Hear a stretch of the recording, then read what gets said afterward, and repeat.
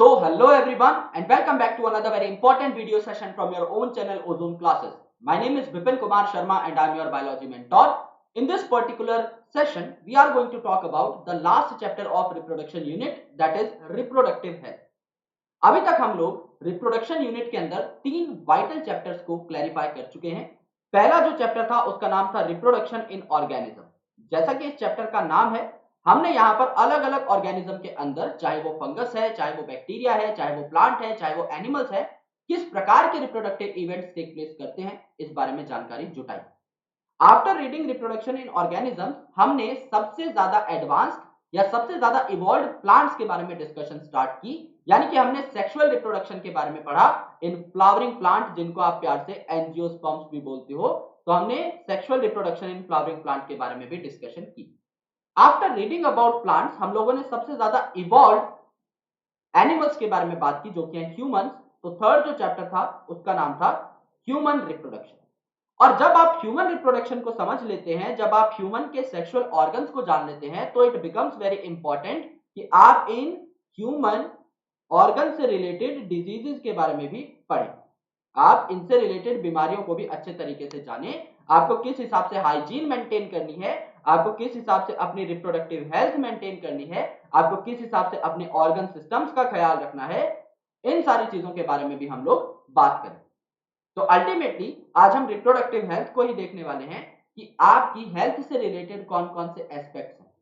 आप लोग पॉपुलेशन पे किस हिसाब से कंट्रोल लगा सकते हैं, पॉपुलेशन पे किस हिसाब से चेक लगा सकते हैं, यानी बढ़ती जनसंख्या को रोकने के लिए किस किस हिसाब के कॉन्ट्रासेप्टिव्स का इस्तेमाल किया जा सकता है, उन सबको कैटेगरी वाइज हम लोग पढ़ने वाले हैं। मेडिकल टर्मिनेशन ऑफ प्रेगनेंसी के बारे में हम लोग पढ़ने वाले हैं। यहां पर असिस्टेड रिप्रोडक्टिव टेक्नोलॉजीज के बारे में हम लोग पढ़ने वाले हैं। तो काफी ज्यादा इंटरेस्टिंग ये चैप्टर होने वाला है। दूसरी क्रिटिकल बात यह है कि ये एनसीईआरटी का सबसे छोटा चैप्टर है। It is one of the most smallest chapters that has been given in NCERT.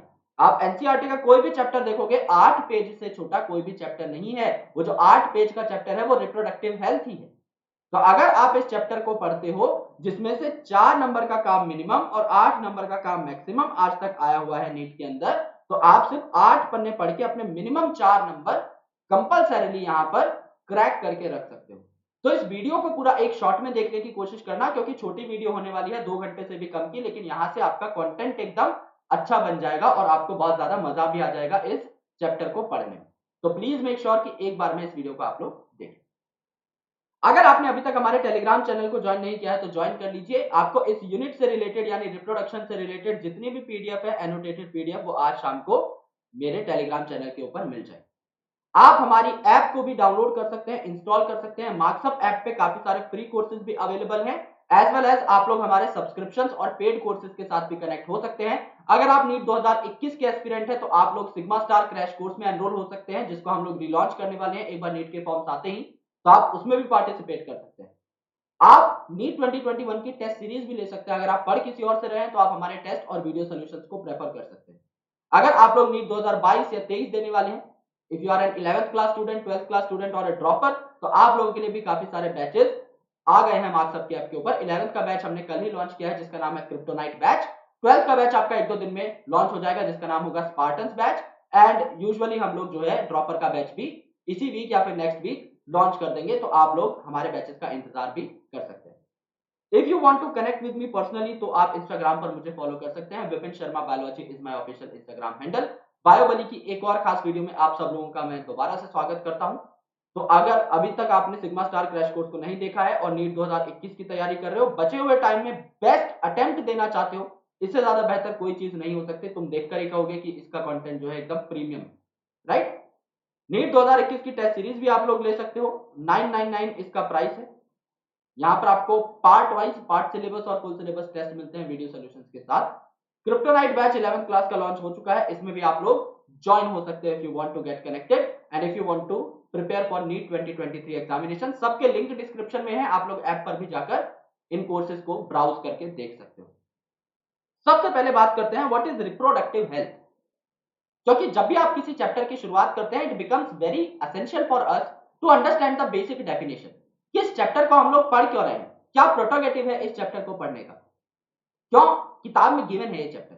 सबसे पहली बात कि मास्टर जी जो हैं वो सेक्स एजुकेशन पे बहुत ज्यादा एम्फसाइज नहीं करते। स्कूल कॉलेजेस के अंदर अक्सर ये होता है कि जब भी कोई ऐसा टॉपिक आता है जिसमें आपको कुछ ऐसे वर्ड्स का इस्तेमाल करना है जो स्टूडेंट के आगे आपको यूजुअली करना चाहिए, but teachers don't prefer that. जो एकदम ऐसे टीचर्स हैं ऑर्थोडॉक्स टाइप के जो नहीं करना चाहते वैसे वर्ड्स का प्रयोग, फॉर एग्जांपल कॉन्डोम्स, वजाइना, पीनस, तो इन टर्म्स को स्टूडेंट के आगे नहीं बोल पाते। I don't know why, but हमें भी सेक्स एजुकेशन का टॉपिक बहुत अच्छे तरीके से नहीं पढ़ाया गया था, बल्कि हमें ये कह दिया गया था कि तुम अपने हिसाब से देख लेना, अगर तुम पढ़ सकते हो तो पढ़ लेना, और इससे जो क्वेश्चन आएंगे वो मैं तुम्हें मेन क्वेश्चन लिखवा देती हूँ, and ultimately you can check that up, जो कि नहीं होना चाहिए। बिकॉज हमारी सोसाइटी के अंदर जो मेन स्टिग्मा है, जो मेन फोबिया है, वो सेक्स रिलेटेड एस्पेक्ट्स का ही है। No one talks about masturbation, और जो दो ज्ञानी लोग बात कर रहे होते हैं अक्सर इस टॉपिक के बारे में, उन दोनों को ही आधी नॉलेज होती है। या तो वो तुम्हारा कोई ऐसा दोस्त होगा जिसको कुछ नॉलेज नहीं है और जो तुम्हारे मन में अलग अलग प्रकार के भ्रम डाल देगा। मुझे भी मेरा एक दोस्त था जो कि कोचिंग दिया करता था अक्सर, और अल्टीमेटली वो बहुत ही गलत सलाह दिया करता था और बहुत ही गलत बातें किया करता था, राइट, जो कि बड़े होके हमें पता लगी कि सारी की सारी एक तुक्केबाजी थी। तो स्टूडेंट्स को इतना नहीं पता रहता, तो आपको सलाह लेनी चाहिए अपने पेरेंट्स से, अगर वो आपके साथ बहुत ज्यादा कंफर्टेबल है इन टॉपिक्स में तो। अदरवाइज मैं यहाँ पर हूं ही, तो ऐसा कोई टॉपिक है related to sex education which you want to explore, लेकिन आप लोगों को उस बारे में प्रॉपर नॉलेज नहीं है, तो कमेंट सेक्शन में इट इज अ रिक्वेस्ट, इस वीडियो के कमेंट्स को मैं अगले 1 महीने तक भी देखूंगा, और जो भी टॉपिक्स आएगा उसको हम एक अलग से सीरीज बनाएंगे सेक्स एजुकेशन की। आपको जो भी मुझसे पूछना है, चाहे वो कैसा भी टॉपिक हो, कितना भी डीप टॉपिक हो, you can just let me know, I will surely be making video on that. Okay, थोड़ी कंट्रोवर्शियल वीडियो हो सकती है, बाकी लोगों को लग रहा होगा क्या करेगा ये, लेकिन ultimately those videos are going to give you the right information, because this is your you know time to understand these facts. और अभी तुम गलत इंफॉर्मेशन ले लोगे तो बहुत लंबे टाइम तक गलत इंफॉर्मेशन चलेंगी।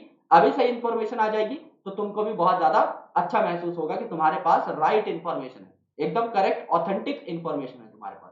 तो कोई भी कमेंट करना, आराम से करना, मजे से, जो भी तुम्हें लगता है जिस टॉपिक के बारे में तुम्हें गलत नॉलेज है या कम नॉलेज है, just let me know about that. ज्ञान काफी हो गया, शुरू करते हैं। रिप्रोडक्टिव है, अब सुनने से ही कुछ बातें पता लगती हैं। रिप्रोडक्टिव हेल्थ मतलब हेल्दी रहना रिप्रोडक्टिव ऑर्गन्स का, ये तो हो गई बेसिक डेफिनेशन। रिप्रोडक्टिव हेल्थ का मतलब जो रिप्रोडक्टिव ऑर्गन्स है आपके, इनका हेल्दी रहना, हेल्दी रहना इन द सेंस इनका स्ट्रक्चर भी अच्छा है और ये फंक्शंस भी ठीक तरीके से कर पा रहे हैं। जैसे आपके प्राइमरी सेक्स ऑर्गन है, उनका फंक्शन क्या है? सेक्स हार्मोन्स बनाना, और आपके स्पर्म्स या ओवम बनाना, अल्टीमेटली गैमीट बनाना। तो सेक्स हार्मोन और गैमीट को बनाने वाले जो प्राइमरी सेक्स ऑर्गन्स हैं, अगर वो ठीक से काम कर रहे हैं तो उन्हें आप हेल्दी ऑर्गन्स बोल पाओगे। लेकिन क्या रिप्रोडक्टिव हेल्थ का मतलब सिर्फ ऑर्गन की प्रॉपर फंक्शनिंग से है? अगर आपके ऑर्गन ठीक से काम कर रहे हैं तो आप क्या सेक्सुअली हेल्दी हो? The answer is no. यहां पर काफी सारी एसेंशियल चीजें हैं जो कि आप कंसिडरेशन में लेते हो, और यहां पर मैंने इन्हें पेप्स नाम से याद किया था जब पहली बार पढ़ा था। पेप्स में पी का मतलब है फिजिकल, यानी आपके अपने पार्टनर के साथ फिजिकल रिलेशनशिप्स कैसे हैं, यानी कि आपके सेक्सुअल ऑर्गन्स ठीक तरीके से काम कर रहे हैं या नहीं। ई का मतलब होता है इमोशनल, यानी कि अल्टीमेटली आप अपने पार्टनर के साथ इमोशनली भी कनेक्ट होना चाहिए। It is not about the physical relationship only, it's not about the reproductive organs only. एक इमोशनल कॉन्टैक्ट जो आपको और आपके पार्टनर की बॉन्डिंग को और स्ट्रांग बनाता है, क्योंकि आपको एक बेहतर इंसान के तौर पे उभर के सामने आना है। तो जब आप human health and disease chapter पढ़ेंगे, जस्ट नेक्स्ट मैं आपको वही पढ़ाने वाला हूं, वहां पर भी हेल्थ की जो डेफिनेशन है उसमें आपको बताया हुआ है कि आप समाज में कौन सी पोजीशन होल्ड करते हो। पोजीशन इन द सेंस कि आप अच्छे हो या बुरे, हर तरफ आपको देखना पड़ता है। आपको अपने डेकोरम को भी मेंटेन करना पड़ता है, आपको लोगों से अच्छी अच्छी बातें करनी पड़ती हैं। आप एक अच्छे इंसान के तौर पे जब उभर के आओगे तब हर कोई आपको हेल्दी बोले। तो यहां पर आपकी फिजिकल हेल्थ भी मैटर करती है, इमोशनल हेल्थ भी मैटर करती है। यहां पर थर्ड जो अल्फाबेट है इसमें आता है आपका बिहेवियर, कि आपका बिहेवियर कैसा है, आपका बर्ताव कैसा है लोगों के साथ भी, पार्टनर के साथ भी। एंड एस का मतलब आपका सोशल बिहेवियर कैसा है, आप लोगों के साथ कैसे हो। जब आप इन चारों पैरामीटर्स पर खरे उतरते हो तब जाकर के आपको रिप्रोडक्टिवली हेल्दी बोला जाता है। यानी जो हमें लगता था कि health is only related to the reproductive organs, असलियत में ये ऐसा नहीं है। ब्रॉडर प्रोस्पेक्ट को अगर आप देखें तो इमोशनली आप कैसे हैं, सोशली आप कैसे हैं, बिहेवियरली आप कैसे हैं, एंड अल्टीमेटली फिजिकली आप कैसे हैं, ये सारी चीजें भी मैटर करती हैं।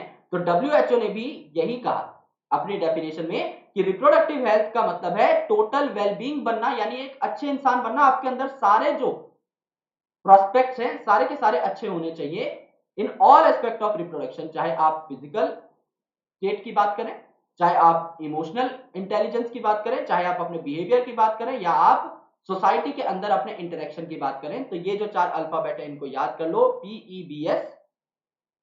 ये आपकी डेफिनेशन अकॉर्डिंग टू WHO यानी वर्ल्ड हेल्थ ऑर्गेनाइजेशन। तो अगर आपको 4 अल्फाबेट याद हैं तो आप इस डेफिनेशन को खुद भी फ्रेम कर सकते हो कि what is reproductive health. Reproductive health means being a total wellbeing. आप एक टोटल वेलबींग हो, कैसे? क्योंकि आप फिजिकली स्ट्रांग हो, आप लोग इमोशनली भी स्ट्रांग हो, बिहेवियर भी आपका अच्छा है, एंड सोशली भी आप लोग इंटरेक्ट बहुत अच्छे तरीके से कर रहे हैं। So therefore, a society with people having physically and functionally normal reproductive organs and normal emotional and behavioral interaction, यानी एक ऐसी सोसाइटी जिसमें सारे रिप्रोडक्टिवली हेल्दी लोग रहते हैं, वहां पर आप उसे रिप्रोडक्टिव हेल्दी सोसाइटी ही बोलो। और हम लोग चाहते हैं कि हमारी सोसाइटी के अंदर ज्यादा से ज्यादा रिप्रोडक्टिवली हेल्दी लोग रहें, जो अपने हाइजीन का ख्याल रखें, जो एक दूसरे से बेहतर तरीके से बर्ताव करें, एक दूसरे का ख्याल रखें, एक दूसरे की भावनाओं का समझें, अपने पार्टनर की भावनाओं को समझें, एंड अल्टीमेटली उनको भी अच्छे तरीके से पैम्पर करें, क्योंकि आपको अपने पार्टनर के साथ पूरी जिंदगी बितानी है, तो आपको हर एस्पेक्ट में अच्छा होना पड़े, तभी आपका जीवन मक्खन की तरह चले। तो रिप्रोडक्टिव हेल्थ में क्या क्या तो प्रॉब्लम्स आती हैं और क्या क्या स्ट्रेटेजीज होती हैं आपकी उन प्रॉब्लम से डील करने की, इस पे हमारा पहला आर्टिकल है।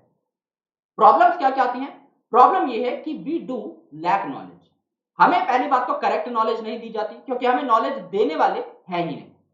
दूसरी बात, थोड़ी बहुत जो नॉलेज हमें इधर उधर फालतू दोस्तों से मिलती है, यारों से मिलती है, वो नॉलेज भी प्रॉपर नहीं होती, मिसलीडिंग होती है, मिसगाइडिंग होती है, गलत होती है।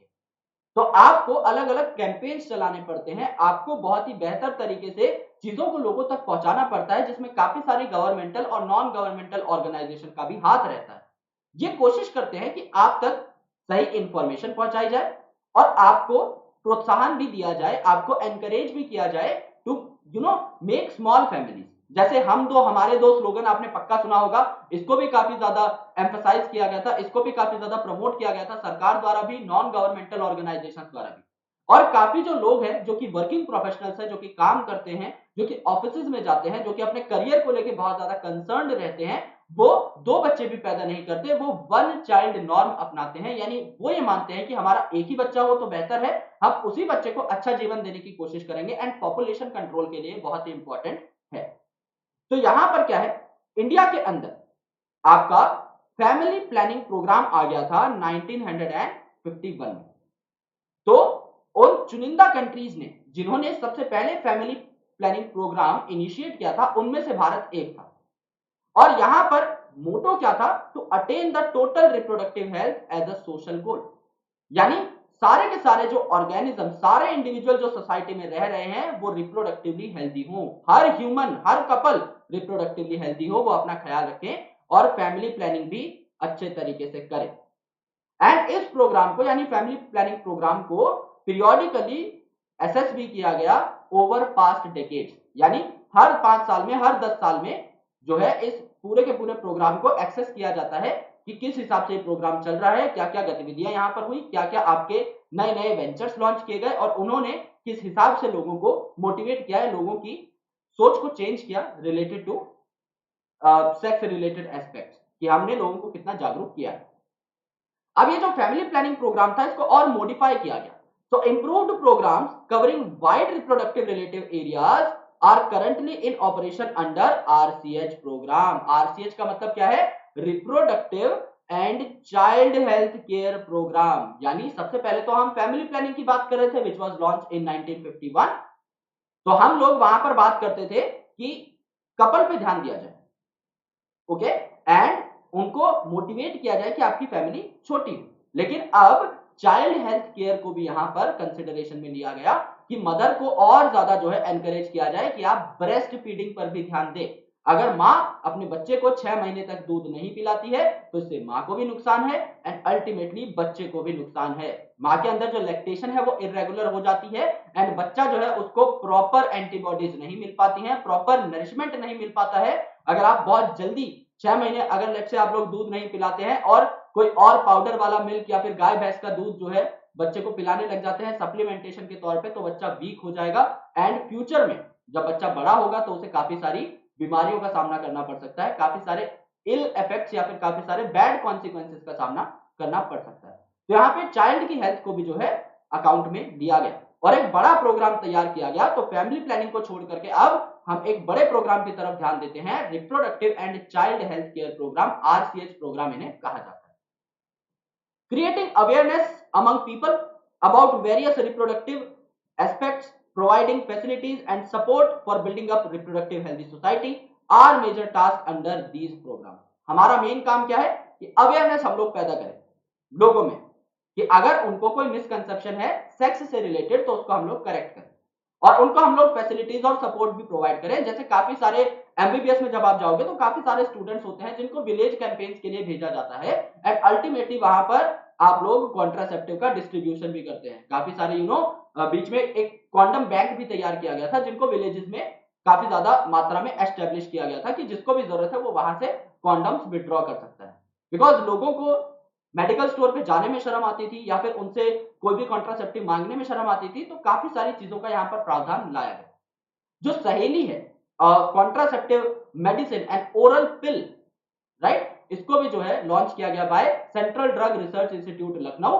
तो ये भी जो आपकी मेडिसिन है इनको भी फिर फ्री ऑफ कॉस्ट बांटना स्टार्ट किया गया जिससे कि फीमेल्स के अंदर भी अवेयरनेस आ पाए और मेल्स के अंदर भी अवेयरनेस आ पाए और आपकी पॉपुलेशन जो है उसका आउटबर्स्ट ना हो बहुत खतरनाक। तो यहां पर किस हिसाब से हम लोग अवेयरनेस फैला सकते हैं? सबसे पहले तो ऑडियो विजुअल। ऑडियो विजुअल मतलब या तो भाई कोई ऑटो वाला है उसको पैसे दे दिए। ऑडियो विजुअल मतलब आपने देखा होगा एक ऑटो वाला आके हमेशा बताता है कि भाई पोलियो का जो कैंप है वो लगा हुआ है, राइट। तो वो जो ऑटो वाला है वो आपको ऑडियो मैसेजेस देता है, ऑडियो न्यूज देता है। विजुअल का मतलब आप लोग वीडियो के द्वारा प्रसारण कर सकते हैं किसी भी चीज का, टीवी में ऐड चला दी या फिर अलग अलग होर्डिंग्स लगा दिए, उनसे भी आप लोग इस हिसाब का प्रचार प्रसार कर सकते हो। प्रिंट मीडिया, प्रिंट मीडिया मतलब जो प्रिंट में आती है, मैगजीन्स पे आपने छाप दिया, न्यूज़पेपर में आपने छाप दिया, अलग अलग आर्टिकल्स आपने लिख दिए, ब्लॉग पोस्ट आपने लिख दिए, वो सारी चीजें जो प्रिंट हो सकती हैं। डिजिटल भी होने लगी आजकल, लेकिन प्रिंट में अखबार और magazine are the most important one. और गवर्नमेंट भी इन चीजों को सपोर्ट करती है, ऑब्वियसली काफी कैंपेन चलाती है, लेकिन जो नॉन गवर्नमेंटल ऑर्गेनाइजेशंस हैं जिनको आप एनजीओ बोलते हो, इनका भी यहाँ पर बहुत ही ज्यादा क्रिटिकल रोल है। काफी एनजीओ है जो आरसीएच प्रोग्राम के ऊपर ही काम कर रही हैं। तो ये क्या करती हैं, इन सारे माध्यम से ऑडियो विजुअल प्रिंट अलग अलग तरीके से पर्सनल कैंपेनिंग करके लोगों को अवेयर करती हैं और सही सेक्स की नॉलेज देती है। पेरेंट्स का भी बहुत बड़ा हाथ है आपको सही जानकारी देने में। काफी पेरेंट्स हिचकिचाते हैं, तो मैं पेरेंट्स को पर्सनली रेकमेंड नहीं करूंगा कि आप ऐसा करें। आप अपने बच्चों को सही जानकारी दें और आप उनके साथ थोड़ा ओपन हो इस एज के अंदर। जब आपका बच्चा 16 17 18 साल का होता है, at least talk to them once in a while. आप थोड़ा बैठे उनके साथ बात करें, उनको समझाएं, because all these things depends upon you. अगर कोई और समझाएगा तो आपसे खराब ही समझाएगा। और आपकी भी जब एक इंटरेक्शन डेवलप होगी अपने बच्चों के साथ, जब आप एक अच्छी खासी एज अटेन कर चुके हो, आपके बच्चे भी एडोलेसेंट एज में आ चुके हैं, तो अल्टीमेटली आपको उनके साथ थोड़ा सा फ्रेंडली होना पड़ेगा, तभी वो आपकी बात समझ पाएंगे और आप भी उनके दिल की बात समझ पाएंगे। अदर क्लोज रिलेटिव, ये मैं पर्सनली रेकमेंड नहीं करता ये डिपेंड करता है तुम्हारे रिलेटिव्स कैसे है भाई। हमारे रिलेटिव्स के सामने हम ये सारी बातें नहीं कर सकते, but it is a stigma again. If your relatives are cool, just go for that. Teachers, yes, इनको पर्सनली ये चीज करनी चाहिए। मैं ना करूं तो यार मुझे तुम पूरा पूरा इल्जाम लगा सकते हो मेरे ऊपर, तो कमेंट में बता देना तुम्हें जिस भी चीज के बारे में जो भी जानना है। फ्रेंड, ये मैं पर्सनली रेकमेंड नहीं करूंगा, लेकिन दोस्तों का भी बहुत बड़ा हाथ होता है गलत इंफॉर्मेशन देने में, क्योंकि दोस्तों को भी उतना ही पता है जितना तुम्हें पता है। अगर तुमसे ज्यादा उन्हें कुछ पता है तो वो गलत पता है, ये बात एक प्रमाणित सत्य है। तो किताबों में लिख दिया गया है, फ्रेंड्स हमेशा बुद्धू ही बनाते हैं। And also have a major role in dissemination of the above information. Introduction of sex education, this is most important.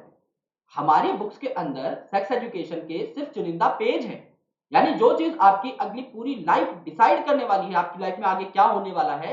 And ultimately when you are going to reach the adolescent age, एक बार जब आप पढ़ाई लिखाई cross करके एक मुकाम पर पहुंच जाते हो, तो आपकी लाइफ में एक नया फेज आता है and that phase is the reproductive phase. उस टाइम पर आपको बेसिक सेक्स एजुकेशन होनी चाहिए जो स्कूल लेवल पे प्रोवाइड नहीं की जाती, और मास्टर जो है वो नहीं पढ़ाते इस चीज को। तो आई must say that this topic must be introduced in great depth at school level, at college level, and ultimately 10th तक साइंस है, उसके बाद कोई आर्ट्स लेता है, कोई कॉमर्स लेता है, कोई साइंस में ही रहता है, लेकिन 10th तक भी इस चीज को इतना डिटेल में पढ़ा देना चाहिए कि स्टूडेंट्स को कोई भी मिथ ना रहे related to sex. So schools के अंदर इसे एनकरेज करना चाहिए जिससे कि सही इंफॉर्मेशन बच्चों तक पहुंचे, और डिस्करेज करना चाहिए चिल्ड्रन को कि वो मिथ और मिसकंसेप्शन में बिलीव करें। यानी कि अल्टीमेटली जो भी उनको डाउट्स है रिलेटेड टू सेक्स वो सारे क्लियर हो जाने चाहिए। इतनी अच्छे से सेक्स एजुकेशन बच्चों को पढ़ाई जाए स्कूल्स के अंदर, यह हमारा भी मानना है। Proper information about reproductive organs, adolescence and related changes. आपके व्यवहार में काफी सारे चेंजेस आते हैं जब इंसान एक हार्मोनल रश से जूझ रहा होता है, जब आपकी बॉडी के अंदर एकदम एल्डोस्टेरॉन बहुत ज्यादा बढ़ जाता है, एड्रेनलिन बहुत ज्यादा बढ़ जाता है, and ultimately at your age when the testosterone level is at the utmost level, उस टाइम पर आप किसी को कुछ नहीं समझते। उस टाइम पर दुनिया तुम्हें बेवकूफ लगती है और सिर्फ तुम ही खुद को समझदार लगते हो, और उस टाइम पर यह लगता है कि दुनिया कुछ भी नहीं है, ये सारी चीजें मेरी कदमों में पड़ी रहेंगी, आने वाले टाइम में इसको मैं ये बता दूंगा वो बता दूंगा। लेकिन अल्टीमेटली जब आप थोड़ा सा उस स्पेस से निकलते हो तो आपको रियलाइज होता है कि ये सबके साथ ही हो रहा है, और ये हमारे साथ भी हुआ था, तुम्हारे साथ भी होगा। तो ये सारे फेजेस जब आए तो अपने आप को कंट्रोल करने की कोशिश करो, बिकॉज ये सबके साथ होता है। तो at least you need a guide, a counsellor जो कि आपको बता सके कि ये जो आपके हार्मोनल रश से रिलेटेड चेंजेस हैं ये सबके साथ होते हैं, universal. Safe and hygienic sexual practices के बारे में भी बताना चाहिए, that if you are having sex then what kind of things you need to take into account. Sexually transmitted disease या फिर सेक्सुअली ट्रांसमिटेड इंफेक्शंस के बारे में बताना चाहिए कि किस हिसाब से ये फैलते हैं और आप अपने आप को एसटीआई से कैसे बचा सकते हो। एड्स के बारे में बताना चाहिए, एक्वायर्ड इम्यूनोडेफिशिएंसी सिंड्रोम जानलेवा है, आपको कैसे हो सकता है, और अगर आप नहीं चाहते कि आपको एड्स हो तो कैसे आप अपने आप को प्रिवेंट कर सकते हो, बिकॉज कोई भी इलाज अभी एड्स का नहीं है, तो आप सिर्फ अपने आप को बचा सकते हो एड्स से, राइट, कि आप एड्स से दूर रहो, कि आपको ये पता लगे कि किस किस हिसाब से आपको ये बीमारी हो सकती है, आप अपने आप को प्रिवेंट कर सकते हो। एक बार अगर आपको हो गई तो कोई क्योर नहीं, तो इसीलिए कहा जाता है एड्स के केस में specially prevention is better than cure.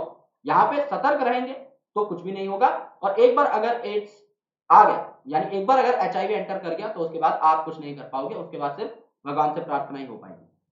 तो ये सारी चीजें अगर हम करते हैं, अगर हम अपने आप को जागरूक रखते हैं, अच्छी इंफॉर्मेशन कलेक्ट करते हैं, तो हम लोग अल्टीमेटली एक रिप्रोडक्टिवली हेल्थी लाइफ जी पाएंगे।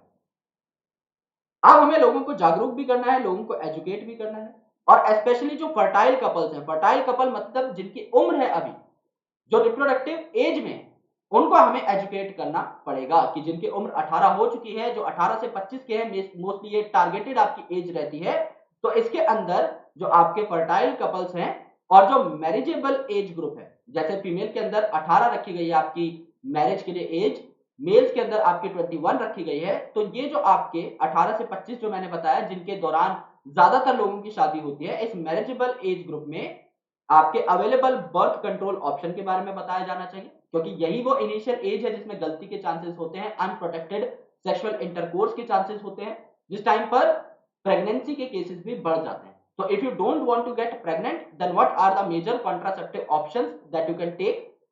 Care of pregnant mother, अगर आप प्रेग्नेंट हो जाते हैं तो अल्टीमेटली आप अपना ख्याल कैसे रख सकते हैं, और अगर if your wife gets pregnant तो आप उनका ख्याल कैसे रख सकते हैं।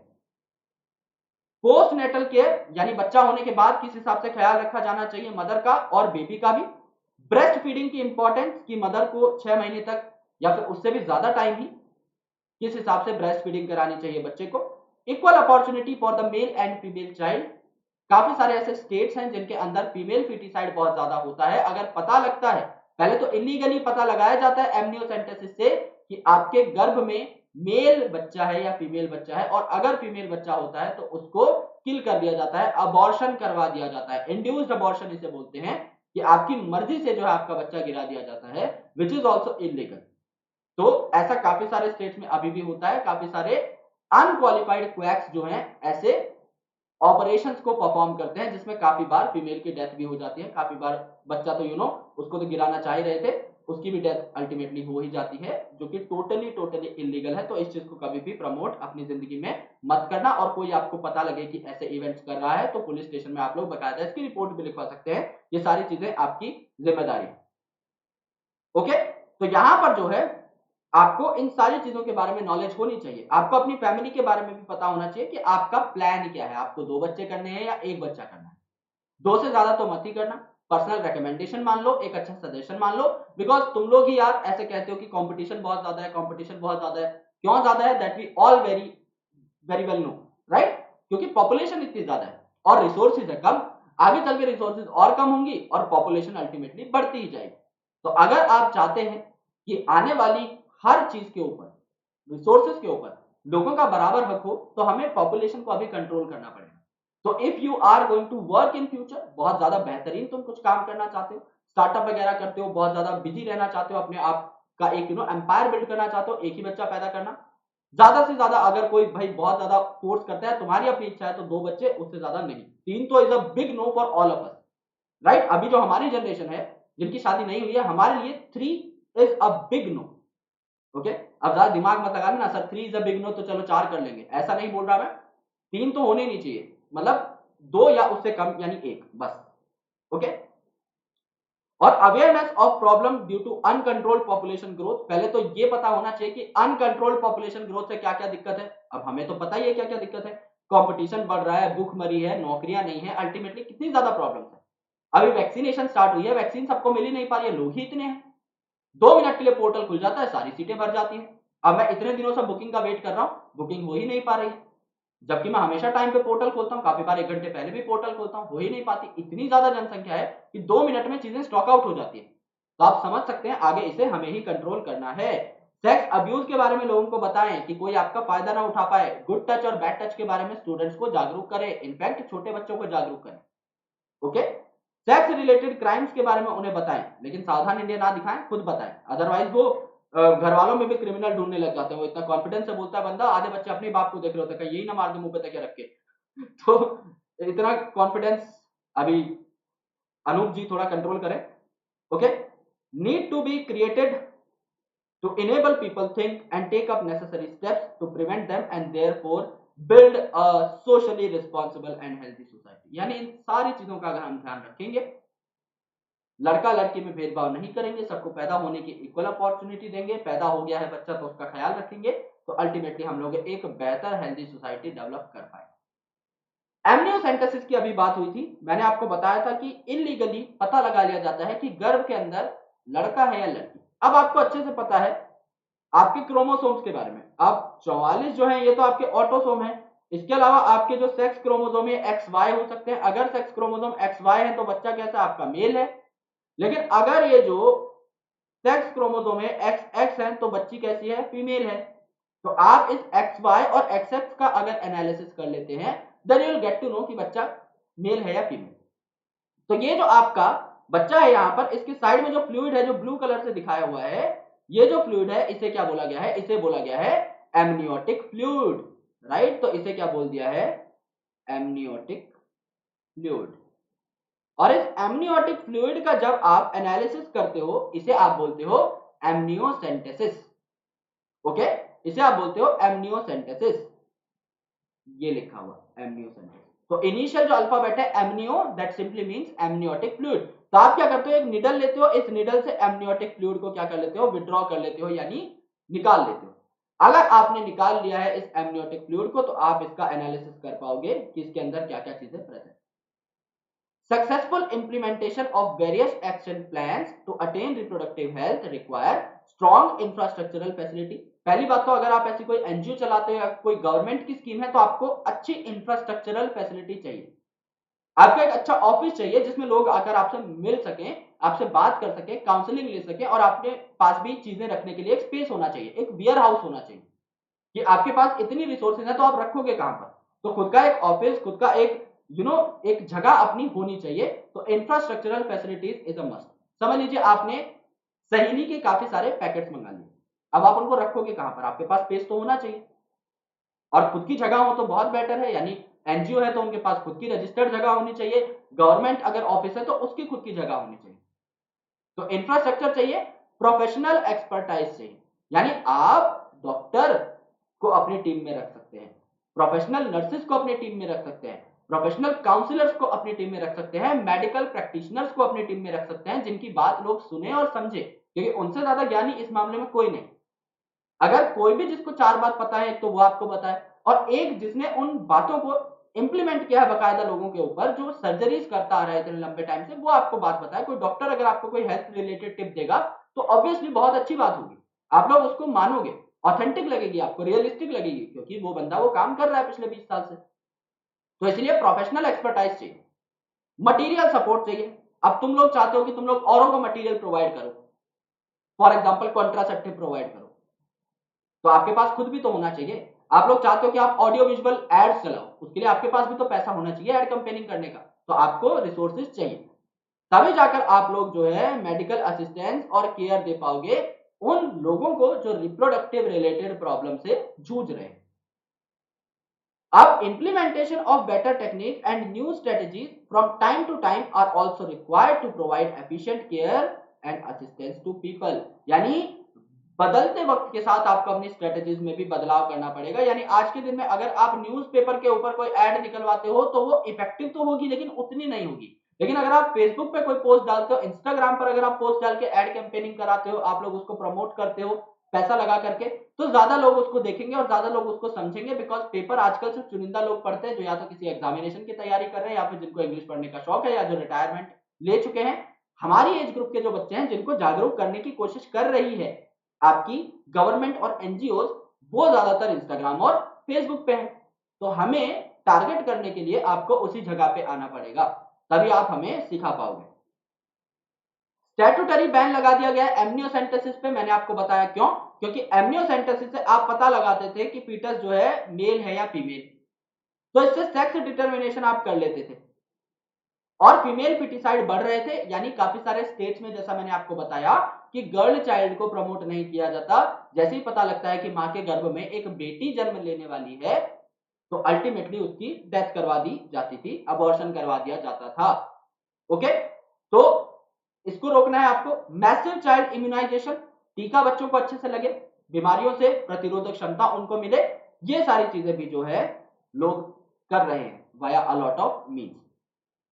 रिसर्च पे भी अच्छा खासा ध्यान दिया जा रहा है। जैसे रिसर्च में मैंने आपको बताया था सहेली जो है एक कॉन्ट्रासेप्टिव पिल है, एक ओरल पिल है, यानी आप गोली के तरीके से इसे खा सकते हैं। तो सहेली क्या है, एक ओरल कॉन्ट्रासेप्टिव है फीमेल्स के लिए, और ये साइंटिस्ट ने बनाई है। कहां के साइंटिस्ट ने, सेंट्रल ड्रग रिसर्च इंस्टीट्यूट यानी सीडीआरआई लखनऊ के साइंटिस्ट ने। यहां पर जो सॉल्ट यूज किया जाता है दैट इज बेसिकली सेंट क्रोमन। तो इसको याद करना है आपको। कोई पूछे सहेली क्या है, सहेली is a non steroidal preparation. ये सहेली जो है स्टेरॉइड नहीं है, और यहां पर सॉल्ट क्या यूज किया जाता है, सेंट क्रोमन, राइट। ये आपकी सहेली का मेन सॉल्ट है। रिसर्च जो है इनमें काफी ज्यादा इंप्रूवमेंट की गई है, नए नए मेथड बनाए गए हैं। आपके एजेंसीज ने, गवर्नमेंट ने फंड करके नई नई रिसर्चेस को क्या किया है, प्रोत्साहन दिया है कि आप नए मेथड बनाइए, रिप्रोडक्टिव मेथड्स, और या फिर आप पुराने वाले को इंप्रूव करिए जिससे कि उसकी एफिशिएंसी बढ़ जाए। अगर कोई गोली 80% एफिशिएंट थी तो आप उसके सॉल्ट्स में कुछ चेंजेस करके, मॉडिफिकेशन करके टेस्ट करिए, बकायदा आप देखिए कि उसकी एफिशिएंसी 90% 95% हो पाती है कि नहीं। तो धीरे धीरे आप लोग इनमें भी बदलाव देखते जाए। Better awareness of sex related matter, यहां पर आपको increase number of medically assisted deliveries के बारे में लोगों को बताना है। लोग पिछले जमाने में डरते थे, यानी हमारे फादर मदर के टाइम के जमाने में, कि सिजेरियन सर्जरी नहीं करानी है, बच्चा नॉर्मल डिलीवरी से हो जाए तो बढ़िया। लेकिन अब देखा गया है कि यूजुअली सारे जो बच्चे हैं वो आपके ऑपरेशन से ही होते हैं। ओके, और इसमें कोई भी बुरी बात नहीं है, इसमें बल्कि मदर और बच्चे दोनों की सेफ्टी का अच्छा ध्यान रखा जाता है। पोस्ट नेटल केयर, उसके बाद माँ और बच्चे की सेहत का पूरा ख्याल रखा जाएगा, जिससे कि मैटरनल मॉर्टेलिटी रेट और इन्फेंट मॉर्टेलिटी रेट घट जाएगा। यानी कि ना मृत्यु दर बढ़ेगा माँ का, मदर की भी डेथ नहीं होगी, और ना मृत्यु दर बढ़ेगा बच्चे का, बच्चे की भी डेथ नहीं होगी। और यहाँ पर आपकी जो हॉस्पिटल फैसिलिटीज हैं वो भी काफी अच्छी खासी है। तो आजकल हॉस्पिटल फैसिलिटी इतनी बढ़ चुकी है, आपका ख्याल इतना बेहतर रखा जा रहा है कि आप लोग जो है अपना नंबर बढ़ा सकते हैं, अल्टीमेटली पॉपुलेशन बढ़ सकती है, डेथ्स काफी कम होती है। इसके साथ हमें लोगों को मोटिवेट करना चाहिए कि बच्चे कम से कम हो, यानी स्मॉल फैमिलीज को हमें प्रमोट करना चाहिए।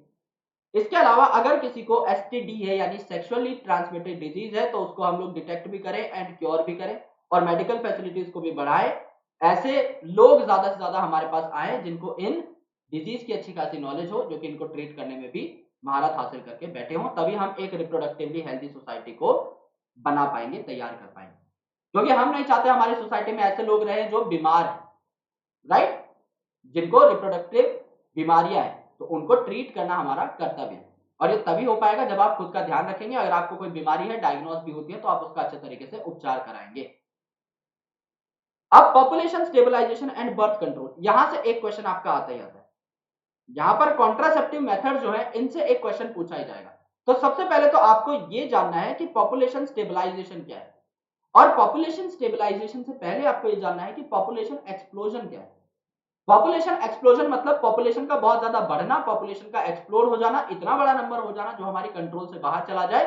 बेसिक जो नीड्स है, खाना, पानी, मकान, इलेक्ट्रिसिटी, इनकी स्कैर्सिटी हो जाए, ये बहुत ही कम लोगों को उपलब्ध, इतनी रिसोर्सेज कम हो जाए, तब आप कहेंगे यार पॉपुलेशन फट चुकी है, एक्सप्लोर हो चुकी है। उस टाइम पर आपको स्टेबलाइजेशन करानी होती है, उस टाइम पर आपको पॉपुलेशन को कंट्रोल करना होता है। और इस पॉपुलेशन को कंट्रोल आप कैसे कर सकते हैं? बर्थ कंट्रोल मेथड से। यानी काफी सारे ऐसे लोग होते हैं जो अनप्रोटेक्टेड सेक्स करते हैं, and that unprotected sex leads to the birth of baby. You don't want that baby, तो आप क्या कर सकते हैं? आप कॉन्ट्रासेप्टिव्स का इस्तेमाल कर सकते हैं, जिससे आपकी सेक्सुअल डिजायर पर भी कोई फर्क ना पड़े, एंड बेबी जो है उसका भी बर्थ ना हो, बिकॉज गैमेट्स ही आपके फ्यूज नहीं कर पाएंगे। सो इन द लास्ट सेंचुरी, यानी लास्ट 100 सालों के अंदर ऑल राउंड डेवलपमेंट हुई है काफी सारी फील्ड्स के अंदर। साइंस ने बहुत ज्यादा तरक्की कर ली है और क्वालिटी ऑफ लाइफ बहुत बेहतर हो गई है। लोग हाइजीन का ध्यान रखने लगे हैं, बात बात पर सैनिटाइजर यूज करने लगे हैं, काफी सारी चीजें बदली। हेल्थ फैसिलिटी बहुत ज्यादा बढ़ चुकी है, लिविंग कंडीशंस बेटर हो चुकी हैं, जिस वजह से मृत्यु दर कम हुआ है। अब कोई भी, चाहे कितना भी बूढ़ा आदमी हो, अगर थोड़ी बहुत भी जीने की इच्छा है, थोड़ा बहुत भी उसको बचाने का चांस रहता है, तो डॉक्टर्स इतने ज्यादा प्रोफेशनल हो चुके हैं, डॉक्टर्स बचा लेते हैं। इतनी ज्यादा एडवांस टेक्निक्स हमारे पास। पहले डेथ हो जाती थी, मेडिकल फैसिलिटीज जब बहुत ज्यादा सुप्रीम नहीं थी, लेकिन अब ऐसा नहीं है। अब लोगों को मौत के मुंह से खींचकर डॉक्टर्स बाहर निकाल कर ले आते हैं। तो पॉपुलेशन कम नहीं हो रही है, लोगों की डेथ नहीं हो रही, लेकिन लोग बढ़ रहे हैं, क्योंकि बर्थ रेट काफी अच्छा खासा है। तो यहां पर अगर आप देखें तो पूरी दुनिया की पॉपुलेशन 2 बिलियन यानी 2 अरब के आसपास की आपकी 1900 में, 1900 में। लेकिन अगर आप देखेंगे 2000 में, तो आपकी क्या हुई? 6 बिलियन हो गई। यानी 100 साल के अंदर आपका एक शूट दिखाई दिया, 3 गुना हो गई आपकी पॉपुलेशन। और 2000 में देखो 6 बिलियन थी, जबकि 2011 के अंदर 7.2 बिलियन हो गई। और आज अगर आप बात करें 2021 की, तो आपको पता है अच्छे से 7.7 बिलियन या फिर इससे भी ज्यादा आपकी हो चुकी है पॉपुलेशन, राइट। तो इतनी रॉबस्ट तरीके से आपकी पॉपुलेशन बढ़ रही है। ऐसा ही सिमिलर ट्रेंड आपको भारत में भी देखने को मिला। भारत में आजादी के दौरान, यानी कि 1947 के टाइम पे 350 मिलियन की पॉपुलेशन थी। 350 मिलियन यानी लगभग 35 करोड़ के आसपास लोग थे। उसके बाद अगर आप 2000 में देखें, तो 2000 में हम लोग बिलियन मार्क को क्रॉस कर चुके थे, यानी हमारी पॉपुलेशन 100 करोड़ हो चुकी थी। और आज अगर आप देखें तो हमारी पॉपुलेशन 1.2 बिलियन हुई 2011 में। और आज अगर आप देखें आइडियल सिनेरियो में 2021 की अगर आप बात करें, तो 135 से 140 करोड़ जो है हमारी जनसंख्या, तो काफी ज्यादा बढ़ी, दैट इज वेरी ऑब्वियस। लेकिन इससे क्या हुई है? आपकी ओवरऑल चीजों की स्कैर्सिटी आ गई, चीजों की कमी आई, क्योंकि इतने रिसोर्सेज नहीं है हमारे पास जितने लोग आ चुके हैं। So our reproductive and child health care program RCH, though we could bring down the population growth rate, it was only marginal। यानी RCH में जो भी इन्होंने कॉन्ट्रासेप्टिव मेथड्स लोगों को अडॉप्ट करने को कहे, लोगों को इन्होंने प्रमोट किया छोटी फैमिली के लिए, ये सिर्फ मार्जिनल चेंज ला पाया, बहुत बड़ा कोई इसमें चेंज नहीं आया। तो आपका जो ग्रोथ रेट है, जो पॉपुलेशन का ग्रोथ रेट है, ये आज भी आपका 2% के आसपास है। 2% मतलब 2% पर ईयर। तो एक साल में अगर आप बात करें, एक साल में 2% ग्रोथ रेट है, यानी अगर 100 लोग हैं आपके देश में, तो इसमें एक साल में 2 लोग बढ़ते हैं। तो ये नंबर तो आपको काफी कम दिखाई दे रहा होगा यार, 100 लोग हैं, 2 बढ़ भी गए तो क्या दिक्कत है हर साल के अंदर।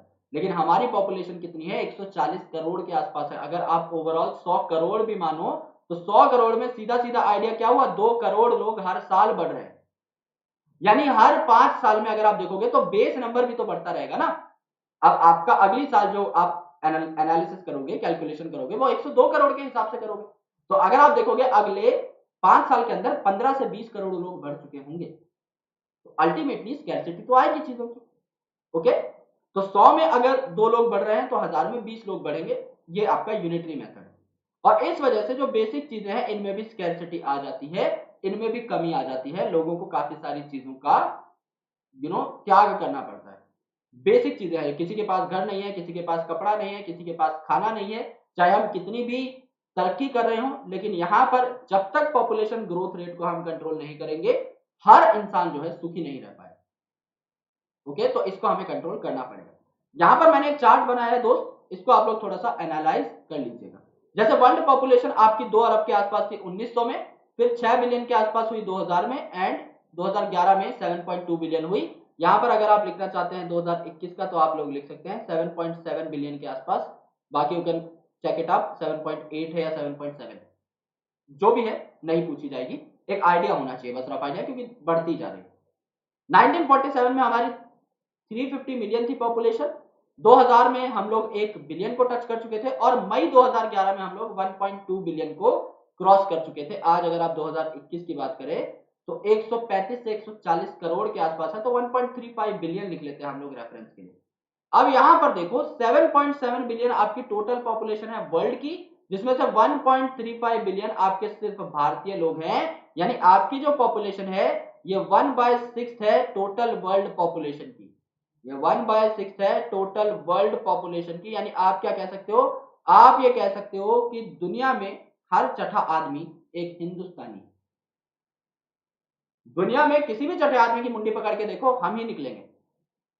ओके, इतने ज्यादा है हम लोग पॉपुलेशन में। हमसे ज्यादा पॉपुलेशन सिर्फ एक देश की है, चाइना, और चाइना ने भी स्ट्रिक्टली 1 चाइल्ड नॉर्म को वहां पर क्या कर दिया है, इंप्लीमेंट कर दिया, तो वहां की पॉपुलेशन भी कंट्रोल हो जाएगी। और दूसरी बात, चाइना में बेहतर चीज हमसे ये है कि उनका इलाका बहुत बड़ा है। अगर आप इंडिया को और चाइना को एक मैप के ऊपर देखेंगे तो चाइना का इलाका हमसे 5-6 गुना बड़ा है, तो उनमें लैंड की स्कैर्सिटी उतनी नहीं है जितनी हमारे अंदर है। यानी देखो यार, एक तो इतना बड़ा इलाका है जिसमें आपके 1.45 बिलियन लोग रहते हैं, लेट्स से इतना बड़ा इलाका है जिसमें 1.45 बिलियन लोग रहते हैं, और एक इतना इलाका है जिसमें 1.35 बिलियन लोग रहते हैं। तो भाई ज्यादा मारामारी तो यहां पर होगी ना, यानी चाइना से ज्यादा मारामारी आपके इंडिया में होगी, क्योंकि जगह है कम, लोग है ज्यादा। तो माना कि पॉपुलेशन ज्यादा यहां पर है चाइना के अंदर, पॉपुलेशन ज्यादा किसमें है, चाइना के अंदर, लेकिन पॉपुलेशन डेंसिटी कहां ज्यादा है, पॉपुलेशन डेंसिटी की बात कहां ज्यादा होगी, पॉपुलेशन डेंसिटी होगी भारत के अंदर, कम इलाके में ज्यादा लोग हैं, डेंसिटी तो हमारे यहां ज्यादा होगी ना। तो हाईएस्ट पॉपुलेशन डेंसिटी भारत में आपको देखने को मिलती है, और यहां पर भी वेस्ट बंगाल में आपको मैक्सिमम पॉपुलेशन डेंसिटी देखने को मिलती है। अब आपके पास आते हैं अलग अलग मेथड्स ऑफ कॉन्ट्रासेप्शन, राइट। तो अगर आपको पॉपुलेशन को स्टेबलाइज करना है तो आपको छोटी फैमिलीज को प्रमोट करना पड़ेगा कि आपकी फैमिली छोटी हो, जैसे कि we two our two norm, जिसमें कहा गया था हम दो हमारे दो, यानी अगर हम दो है तो हमारे बच्चे भी दो हो, जिससे कि पॉपुलेशन स्टेबलाइज हो जाए। आगे चल के अगर माँ बाप की डेथ हो जाती है तो उनके बच्चे जो है वो दो ही हैं, तो जितने माँ बाप है उतने ही बच्चे हैं, तो एक स्टेबलाइजेशन यहां पर देखने को मिल जाती है। ओके, और काफी ऐसे कपल हैं जो कि यंग है, जो कि अच्छा सोचते हैं, काफी अर्बन है, शहर में रहते हैं, अच्छे तरीके से वर्किंग है, काम करते हैं, तो इन्होंने 1 चाइल्ड नॉर्म को अपना लिया है कि हम एक ही बच्चा ठीक से पाल सकते हैं, तो हम उसी की देखरेख अच्छे तरीके से करेंगे। नाउ सरकार जो है इन्होंने मैरिजेबल एज को भी बढ़ा दिया है, फीमेल में 18 साल कर दिया है, मेल्स में 21 साल कर दिया है, जो कि एक अच्छा स्टेप है। इंसेंटिवाइज भी किया जाता है उन कपल्स को जिनकी छोटी फैमिली है, अगर किसी का एक ही बच्चा है और उस टाइम पर अगर वो नसबंदी करा लेते हैं, जिसको आप क्या कहते हो, जिसको आप स्टेरिलाइजेशन कराना कहते हो, तो उनको इंसेंटिवाइज भी किया जाता है। गांवों में खासकर ये इंसेंटिव अच्छे रखे जाते हैं। पुराने जमाने में एक स्कीम चली थी, मेरे दादाजी जो थे बेसिकली वो बताते थे, और नाना जी जो है ये बेसिकली बताते थे, तो पापा लोगों के टाइम पर भी ये स्कीम थी उस टाइम पर। तो काफी लोगों के मुंह से मेरे को सुनने में आई थी कि रेडियो जो है लोगों को बहुत पसंद था उस टाइम पर, रेडियो का जमाना था, बहुत पहले की बात है, सिंस दादा नाना की बात हो रही है, तो रेडियो का जमाना था, उस टाइम पर लोग रेडियो अफोर्ड नहीं कर सकते थे। तो सरकार ने एक स्कीम चलाई कि जो स्टेरिलाइजेशन करा लेगा, जो आपकी नसबंदी करा लेगा, इसे हम रेडियो देंगे गिफ्ट में, उपहार में। तो काफी सारे लोग थे जिनके हो चुके थे यार 4-4 5-5 बंदे, वो क्या करा लेते थे, नसबंदी करा लेते थे एंड अल्टीमेटली उनको रेडियो मिल जाता था, क्योंकि सरकार को भी पता है कि भाई रेडियो नहीं दिया तो आज अगले साल आएंगे तो 2 बच्चे इसके एक्स्ट्रा ही मिलेंगे, क्योंकि एंटरटेनमेंट का सोर्स नहीं था उस टाइम पे, तो रेडियो वाज वेरी इंपॉर्टेंट। ठीक है, तो रेडियो दिया जाता था और काफी सारी फिर और स्कीम्स आई कि कंबल दिया जाएगा, वीसीआर दिया जाएगा, टेप्स दिए जाएंगे, राइट। पहले वीसीआर सीडी वगैरह आती थी, तो हमारे पुराने रखे हुए हैं होम स्टूडियो में, बहुत पुरानी सीडीज रखी हुई हैं नाना जी के टाइम की। तो वो जो सीडीज है गानों की, बहुत पुराने पुराने जो सिंगर थे उनके गानों की सीडी वगैरह काफी सारी चीजें दी जाती थी। तो ये इंसेंटिवाइज करना इसे कहा जाता है कि आपको गिफ्ट मिल जाएंगे कुछ, तो गिफ्ट के लालच में लोग जो है अपना खुद्दू कटवा लेंगे। एंड आइडियल कॉन्ट्रासेप्टिव, अब आप क्या करो, एक कॉन्ट्रासेप्टिव ले लो जिससे इन सब चीजों की जरूरत ना पड़े। आइडियल कॉन्ट्रासेप्टिव क्या है? आइडियल कॉन्ट्रासेप्टिव वो है जो यूजर फ्रेंडली हो, यानी जो आपको ज्यादा हार्म ना करे, यानी कोई साइड इफेक्ट ना हो, और अगर हो साइड इफेक्ट तो बहुत कम, तो यूजर फ्रेंडली हो, आप उसे यूज कर सके, राइट, अपने आप ही यूज कर सके, आपकी आइडेंटिटी भी जो है उसमें रुइन ना हो। जैसे कि अगर आप समझ लीजिए किसी हॉस्पिटल में गए कॉपर टी लगवाने के लिए, तो काफी लोग डरते कि हम लोग आईयूडीज का इस्तेमाल नहीं करेंगे, हम लोग कॉपर टी का इस्तेमाल नहीं करेंगे, डॉक्टर के पास जाना पड़ेगा, डॉक्टर क्या बोलेगा, डर रहता है लोगों को। But on the other hand if you do use condom at the time of intercourse, तो वहां पे क्या है, जो कॉन्डम है उससे आपकी पर्सनल जो बेसिकली आइडेंटिटी है वो आप सिक्योर कर सकते हो। ऐसी कोई दिक्कत नहीं है कि आपको लोगों के सामने जाके इस्तेमाल नहीं करना है उस चीज को, तो आप क्या करते हो, डरते कम हो उस चीज में। तो कुछ चीजें ऐसी रहती हैं जिनका यूजर फ्रेंडली होना जरूरी है, इजीली अवेलेबल, जो आसानी से किसी भी मेडिकल स्टोर पे आसपास की दुकानों पे मिल जाए, अफेक्टिव हो, पता लगा कि यार यूजर फ्रेंडली तो है लेकिन इफेक्टिव ही नहीं है, तो यूज करने के बाद भी बच्चा पैदा हो रहा है, तो that is also not the case. Reversible हो, रिवर्सिबल हो मतलब इसको जब मन आए छोड़ सके, राइट, आदत ना बने। समझ लो कोई गोली खाने की आदत आपने डाल ली और वो अगर एडिक्टिव है तो it won't be good for you, तो आपको आदत ना लगे, आप छोड़ सके विद नो और लीस्ट साइड इफेक्ट, क्योंकि नो साइड इफेक्ट तो देखो यार, अगर आप टैबलेट यूज कर रहे हो, कोई और चीज यूज कर रहे हो जिससे हार्मोन रिलीज होते हैं, कॉपर आयन रिलीज होते हैं, थोड़े बहुत साइड इफेक्ट देखने को मिल सकते हैं। कोई साइड इफेक्ट सिर्फ तभी आपको एक केस देखने को मिलेगा जब आप नेचुरल मेथड्स का इस्तेमाल करें, जब आप कोई चीज इस्तेमाल नहीं कर रहे, सिर्फ तभी आपको जीरो साइड इफेक्ट देखने को मिलते हैं। अदरवाइज दुनिया में हर चीज के यार 1-2% साइड इफेक्ट है, तो अगर 1-2% भी साइड इफेक्ट है तो झेले जाएंगे, कोई दिक्कत नहीं। ऐसा नहीं है कि कॉन्ट्रासेप्टिव आपने यूज किया और ब्रेस्ट कैंसर हो गया, तो वो हमें नहीं चाहिए। थोड़े बहुत साइड इफेक्ट्स हैं, 1-2 बार नॉजिया की फीलिंग आ रही है, राइट, थोड़ी वॉमिटिंग हो रही है, चल जाता है, कोई दिक्कत नहीं, 1-2 बार ऐसी चीजें होती हैं, but it shouldn't have a very big side effect जिससे कि आपकी हेल्थ पर परमानेंट इफेक्ट पड़ जाए। So it also should in no way interfere with the sexual drive, ऐसा आपकी जो सेक्सुअल ड्राइव है, सेक्सुअल डिजायर है, सेक्सुअल एक्ट जो है उसके साथ कोई इंटरफेरेंस ना हो, बिकॉज अगर आपकी जो डिजायर है उसको क्वेंच किया जा रहा है then that is also not good. A wide range of contraceptive methods are presently available, जिनको अलग अलग ग्रुप में डाल दिया गया है, जैसे कि नेचुरल या फिर ट्रेडिशनल कॉन्ट्रासेप्टिव मेथड, जिनमें आप नेचुरल चीजों का इस्तेमाल करते हो, बुद्धि का प्रयोग करते हो। तो बुद्धि का प्रयोग क्या है, नेक्स्ट स्लाइड में पढ़ेंगे। बैरियर, जिनमें आप स्पर्म और ओवम की मीटिंग को रोकते हो। आईयूडीज यानी intra uterine devices, intra uterine devices, intra uterine का क्या मतलब है, यूट्रस के अंदर, तो फीमेल के यूट्रस के अंदर आप कुछ प्लेस कर दोगे जो कि पंप्स को मार करके खा जाएगा। और भी काफी सारे मैकेनिज्म है, इन्हें आईयूडी आप बोलते हैं। ओरल कॉन्ट्रासेप्टिव मतलब गोली खा ली आपने कोई, जैसे कि सहेली, जो कि सीडीआरआई द्वारा बनाई गई थी। इंजेक्टेबल्स यानी आपने इंजेक्शन वगैरह ले लिए। इम्प्लांट्स, जिनको आप स्किन के अंदर इम्प्लांट करवा सकते हो। सर्जिकल मेथड, जैसे कि नसबंदी है, आपने सर्जरी करा ली जिससे कि आपको फर्दर कोई टेंशन ना हो। इन सब के बारे में हमें पढ़ना है।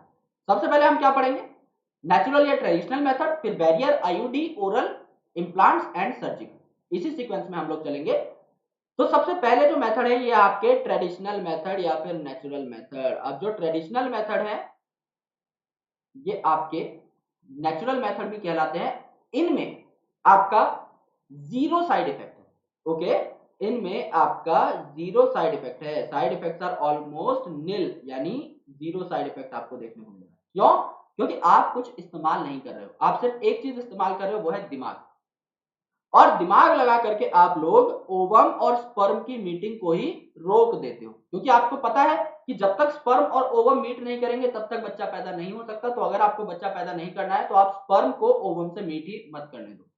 यहां पर 3 प्रकार के जुगाड़ आते हैं। पहला जुगाड़ है आपका पीरियोडिक एब्सटिनेंस, दूसरा जुगाड़ आता है आपका विड्रॉवल और कोइटस इंटरप्टस, तीसरा जो जुगाड़ है ये आपका है लैक्टेशनल एमिनोरिया।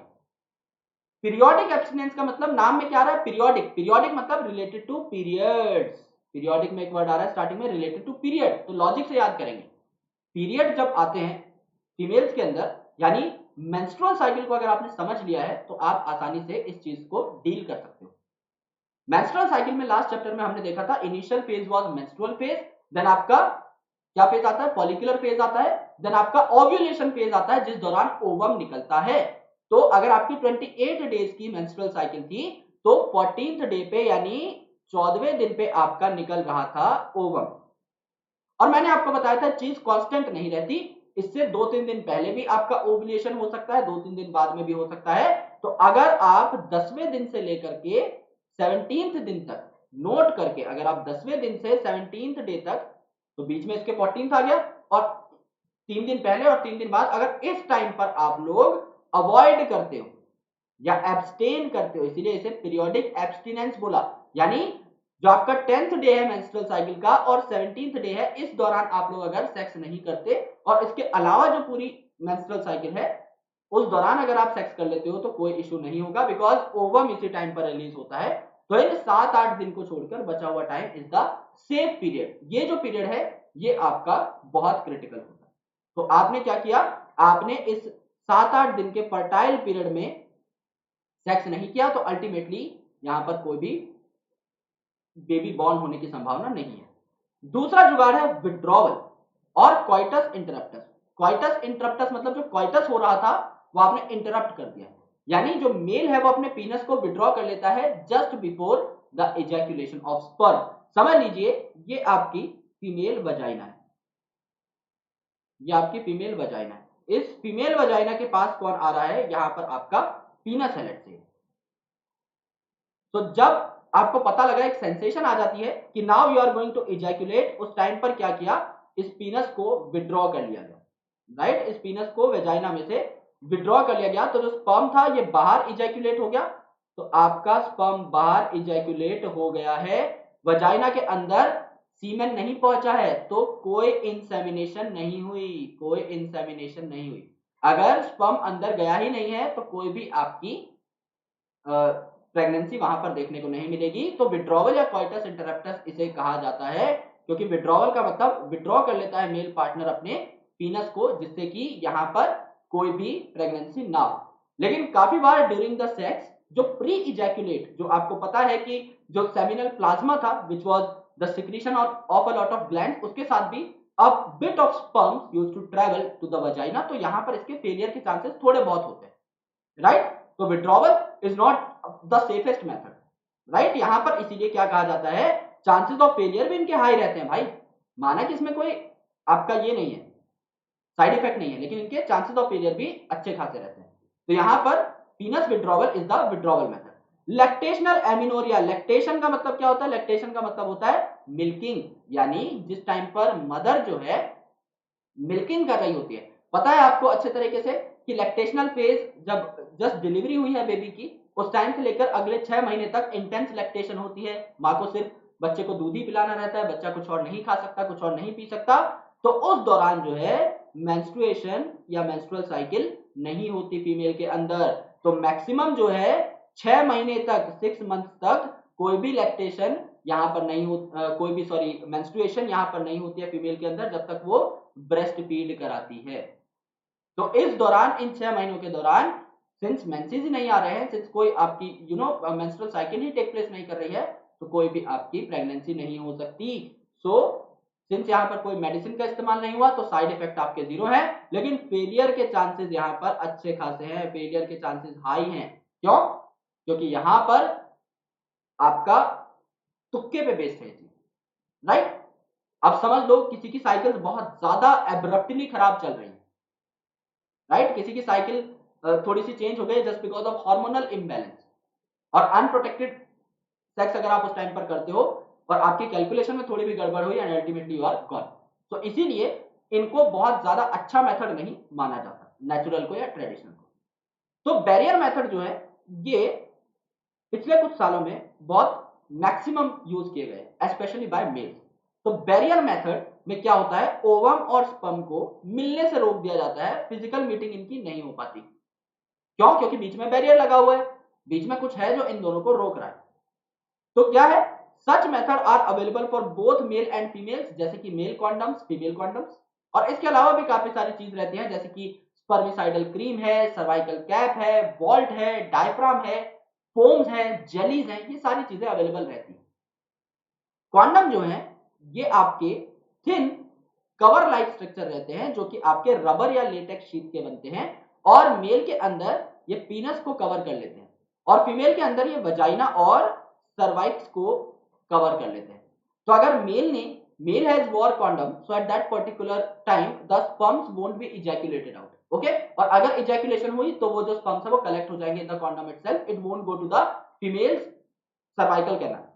और सिमिलरली अगर फीमेल हैज बोथ दैट, तो अल्टीमेटली स्पर्म्स वहां तक नहीं पहुंच पाएंगे, फीमेल की सर्वाइकल कैनाल को क्रॉस नहीं कर पाएंगे, तो ultimately they won't reach to the site of fertilisation. तो कोई यहां पर चांसेस नहीं रहती स्पर्म और ओवम की मीटिंग की। यहां पर हिंदुस्तान में निरोध नाम का एक ब्रांड जो है लॉन्च किया गया था, और गवर्नमेंट ने काफी पैसे भी लगाए थे इसके कैंपेनिंग करने के लिए। तो आपने एड भी पक्का कभी ना कभी देखी होगी, 4-5 साल पहले तक भी अच्छी खासी एड देखी जाती थी। आजकल तो काफी सारे कमर्शियल ब्रांड्स आ चुके हैं, जैसे आपने मैनफोर्स का नाम सुना होगा। There are a lot of things which we see in ads, and that's why they are popular among the you know young generation. तो ये काफी ज्यादा पॉपुलर कॉन्ट्रासेप्टिव मेथड है, and specially male use to use it up. So Nirodh जो है it is a popular brand of condom for mail.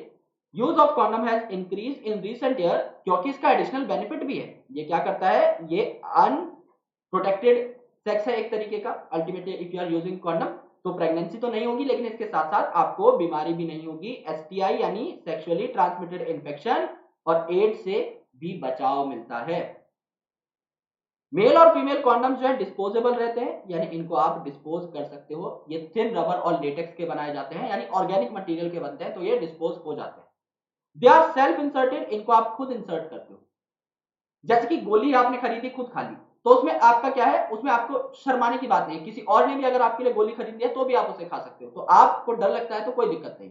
Similarly if something someone else has bought condom for you, then you can use that up. तो ऐसी कोई tension नहीं है, you do not need to go to doctor to get it inserted. लेकिन copper T में, intrauterine devices में just इसका उल्टा होता है, आपको डॉक्टर की सजेशन और डॉक्टर ही उसको बेसिकली इंसर्ट करके आपको देता है। लेकिन काफी लोग इस चीज में कंफर्टेबल नहीं रहते, तो यहाँ पर सेल्फ इंसर्टेड होने की वजह से, प्राइवेसी की वजह से, यूजर प्राइवेसी की वजह से इनको यूज किया जाता है। Other things are also there that increase the efficiency of barrier, जैसे सर्वाइकल कैप्स हैं, डायफ्राम है, वॉल्ट है। तो ये क्या है, ये रबर के बने हुए और कॉन्ट्रासेप्टिव हैं, जो कि फीमेल रिप्रोडक्टिव ट्रैक्ट पे लग जाते हैं। सर्वाइकल कैप में आपको अगले स्लाइड में दिखाऊंगा। तो ये सर्विक्स को कवर कर लेते हैं कॉइटस के दौरान, यानी अल्टीमेटली आपके स्पर्म्स सर्वाइकल कैनाल को क्रॉस ही नहीं कर पाएंगे।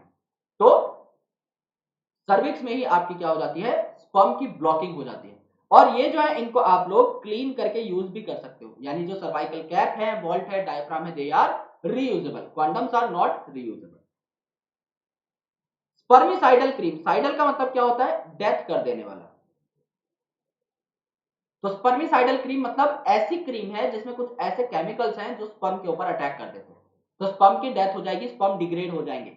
जेलीज हैं और फोम्स हैं, तो ऐसी जेली, ऐसा फोम जो कि अगर आप बैरियर के साथ इस्तेमाल करते हो तो लुब्रिकेशन भी बनी रहती है और कॉन्ट्रासेप्टिव एफिशिएंसी भी कॉन्डम की बढ़ जाती है। यहां पर देखो आपको क्या दिखाया हुआ है, यहां पर आपको दिखाई हुई है सर्वाइकल कैप। तो ये क्या है, ये आपकी सर्वाइकल कैप। तो ये जो कैप लाइक स्ट्रक्चर है, ट्रांसपेरेंट कैप लाइक स्ट्रक्चर, ये आपके सर्वाइक्स में इस हिसाब से फिट हो जाता है। ओके, इसको ब्लैक कलर से मैं ड्रॉ कर देता हूं सो दैट आपको कंट्रास्ट में दिखाई दे। हाँ, आप ठीक। तो यहाँ पर इस हिसाब से जो है थ्रू वजाइना, अब ये वाला पार्ट जो है ये आपका वजाइना है, इस वजाइना के थ्रू जो है ये आपका सर्विक्स के अंदर फिट कर ली जाती है।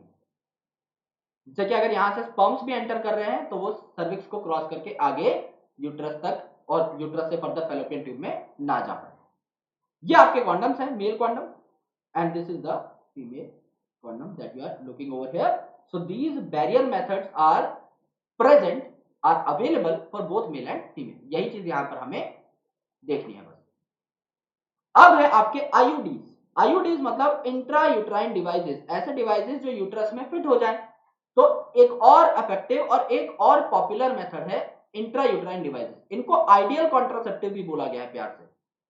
यानी जिस आइडियल कॉन्ट्रासेप्टिव की हम बात कर रहे थे, जो यूजर फ्रेंडली हो, जिसमें बहुत ज्यादा प्रॉब्लम्स ना हो, राइट, जिसके साइड इफेक्ट्स भी कम हो, जो लॉन्ग टर्म आपका काम में भी आ जाए, इफेक्टिव भी हो, ये सारे के सारे गुण आईयूडीज में फीमेल्स को देखने के लिए मिले। तो डॉक्टर्स या जो एक्सपर्ट नर्सेज हैं, जो काफी सालों से काम कर रही हैं, ये यूट्रस के अंदर थ्रू वजाइना इंसर्ट कर देती हैं किनको, इन आईयूडीज को। तो ये आईयूडीज क्या करती हैं, फैगोसाइटोसिस कर देती हैं। फैगोसाइटोसिस मतलब एंगल्फ कर लेती हैं किनको, स्पर्म को। तो अगर स्पर्म आ भी गए हैं फीमेल के जेनाइटल ट्रैक्ट में, तो उनको खाने के लिए कौन बैठे हैं, फैगोसाइटिक केमिकल्स बैठे हैं। जैसे कि कॉपर टी, तो कॉपर टी क्या है, इसमें कॉपर आयंस अवेलेबल रहते हैं, तो ये क्या करते हैं, स्पर्म मोटिलिटी को सप्रेस कर देते हैं। अब हमने ह्यूमन रिप्रोडक्शन में पढ़ा था कि अगर आपको ठीक तरीके से पेनिट्रेट करना है ओवम के अंदर, तो जो स्पर्म रिलीज हो रहे हैं, 200 से 300 मिलियन जो स्पर्म रिलीज हो रहे हैं, इनमें से लगभग 60% या उससे भी ज्यादा का फंक्शनली या स्ट्रक्चरली सही होना जरूरी है।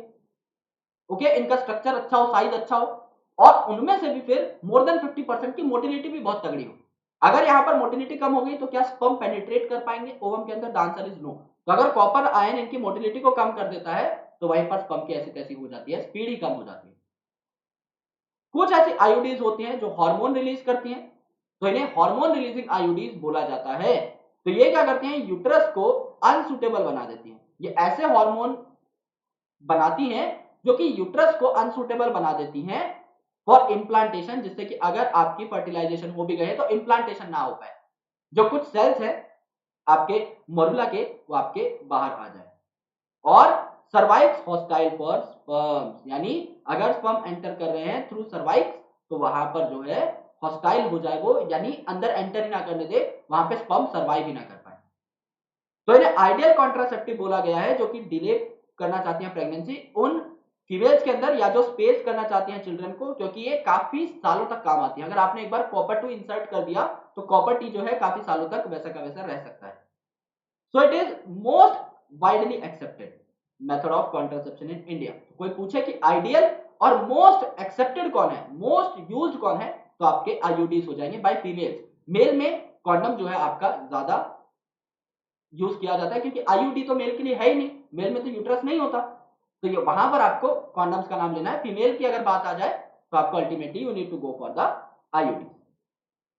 अब आईयूडी कितने टाइप की हो सकती है, नॉन मेडिकेटेड हो सकती है। नॉन मेडिकेटेड में लिपेस लूप आपका यहां पर एग्जांपल आ जाएगा। ये नीट में पूछा हुआ सवाल है मेरे दोस्त, डायरेक्टली ये टेबल मैंने अलग से इसीलिए लिखा है क्योंकि इस टेबल से जो तीन आपकी चीजें बताई गई हैं, तीनों सवाल आए हुए हैं नीट के अंदर। कॉपर रिलीजिंग कौन है, अब कॉपर में कॉपर टी तो है ही, कॉपर 7 तो होगा, ये नाम में ही कॉपर है, आगे सीयू लिखा हुआ है। मल्टी लोड 375 पूछा जाता है, तो ये याद करना है अच्छे से। तो नॉन मेडिकेटेड में तो लिपेस लूप, कॉपर वाले में, कॉपर रिलीजिंग में मल्टी लोड 375, और हार्मोन रिलीजिंग में अब प्रोजेस्टेसर्ट है। प्रोजेस्टेसर्ट सुनने में देखो प्रोजेस्टेरॉन जैसा है, हार्मोन जैसा है, तो अल्टीमेटली प्रोजेस्टेसर्ट तो यहां पे होगा ही होगा, इसको याद करने की कोई खास आवश्यकता नहीं है। LNG20 इज इंपॉर्टेंट, ये इंपॉर्टेंट।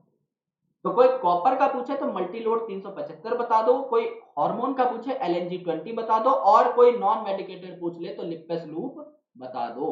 अब यहां पे कॉपर टी देखो, इसकी टी जैसी स्ट्रक्चर है, राइट, तो ये एक नलकी जैसी रहती है, यानी इनिशियली ये आई रहती है, ऐसे आई, इस हिसाब से। इस सेंटर वाली आपकी कॉपर की पार्ट है, और इसके ऊपर ऐसे दो जो है पार्ट अंदर की साइड ही फोल्डेड रहते हैं। लेकिन जब आप इसे इंसर्ट कर देते हो यहाँ पे यूट्रस के अंदर, क्योंकि इंट्रा यूट्राइन डिवाइस है ना, तो यूट्रस के अंदर इसे इंसर्ट किया जाता है। यूट्रस के अंदर जाते ही ये जो आपके दो छोटे छोटे पार्ट थे जो पहले फोल्ड हो रखे थे ना, ये खुल जाते हैं इस हिसाब से। तो अगर ये खुल गए तो ओवरऑल इमेज कैसी बन जाएगी, ओवरऑल इमेज आपकी ऐसी बन जाएगी। तो अब इसने टी की शेप ले ली, राइट, अब इसने टी की शेप ले ली।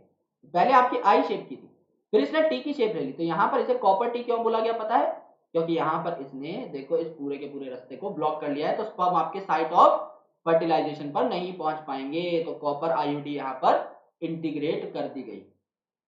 तो क्या किया आपने, सबसे पहले जो सीधी, क्योंकि अगर टी को देखो आप अंदर डालने की कोशिश करोगे थ्रू वजाइना तो नहीं जा पाएगी, तो आप क्या करते हो, सीधी सीधी पिन को अंदर की साइड डालने की कोशिश करते हो और एंड में आप उसे खींच देते हो, तो ये दोनों आर्म्स जो है बाहर आ जाती है और ये टी की शेप ले लेती है, तो इसे आप कॉपर टी बोलते हो। अब देखो, अब गोली दवाइयों की बात आती है, यानी पिल्स की बात आती है। तो oral administration of small doses of either progesterone, या तो आप प्रोजेस्टेरॉन दे सकते हो या फिर आप पी और ई का मिक्सचर दे सकते हो, यानी प्रोजेस्टेरॉन एस्ट्रोजन का मिक्सचर या कॉम्बिनेशन दे सकते हो। तो ये भी आपका फीमेल में एक आइडियल कॉन्ट्रासेप्टिव का काम कर सकता है। सो ये यूजुअली टैबलेट के फॉर्म में इस्तेमाल की जाती है, इसीलिए इन्हें क्या बोला जाता है, पिल्स बोला जाता है। तो ओरल पिल्स इन्हें इसलिए बोला जाता है, ओरल मतलब माउथ से ली जा रही है, पिल्स का मतलब टैबलेट के फॉर्म में है। तो जनरल जो पिल्स होती हैं कॉन्ट्रासेप्टिव पिल, ये 21 दिनों के लिए ली जाती हैं 28 डेज की मेंस्ट्रुअल साइकिल में। तो ये first 5 days of menstrual cycle में स्टार्ट कर दी जाती है। तो 21 दिन तक ली जाती है, starting preferably with in the first 5 days of menstrual cycle, यानी जब मेंसेस आ रहे हैं, मेंस्ट्रुअल फेज चल रहा है, उस टाइम पे स्टार्ट कर दिया, 21 दिन तक खाई। उसके बाद 7 दिन का गैप ले लिया, यानी देखो यार, एक महीने की बात कर लो, एक महीने में समझ लो 1 तारीख से 5 तारीख तक आपने पिल नहीं ली, उस टाइम पर मेंसेस चल रहे थे, फिर आपने 21 दिन खाई, तो कितनी तारीख हो गई, अब आपकी 26 तारीख हो गई।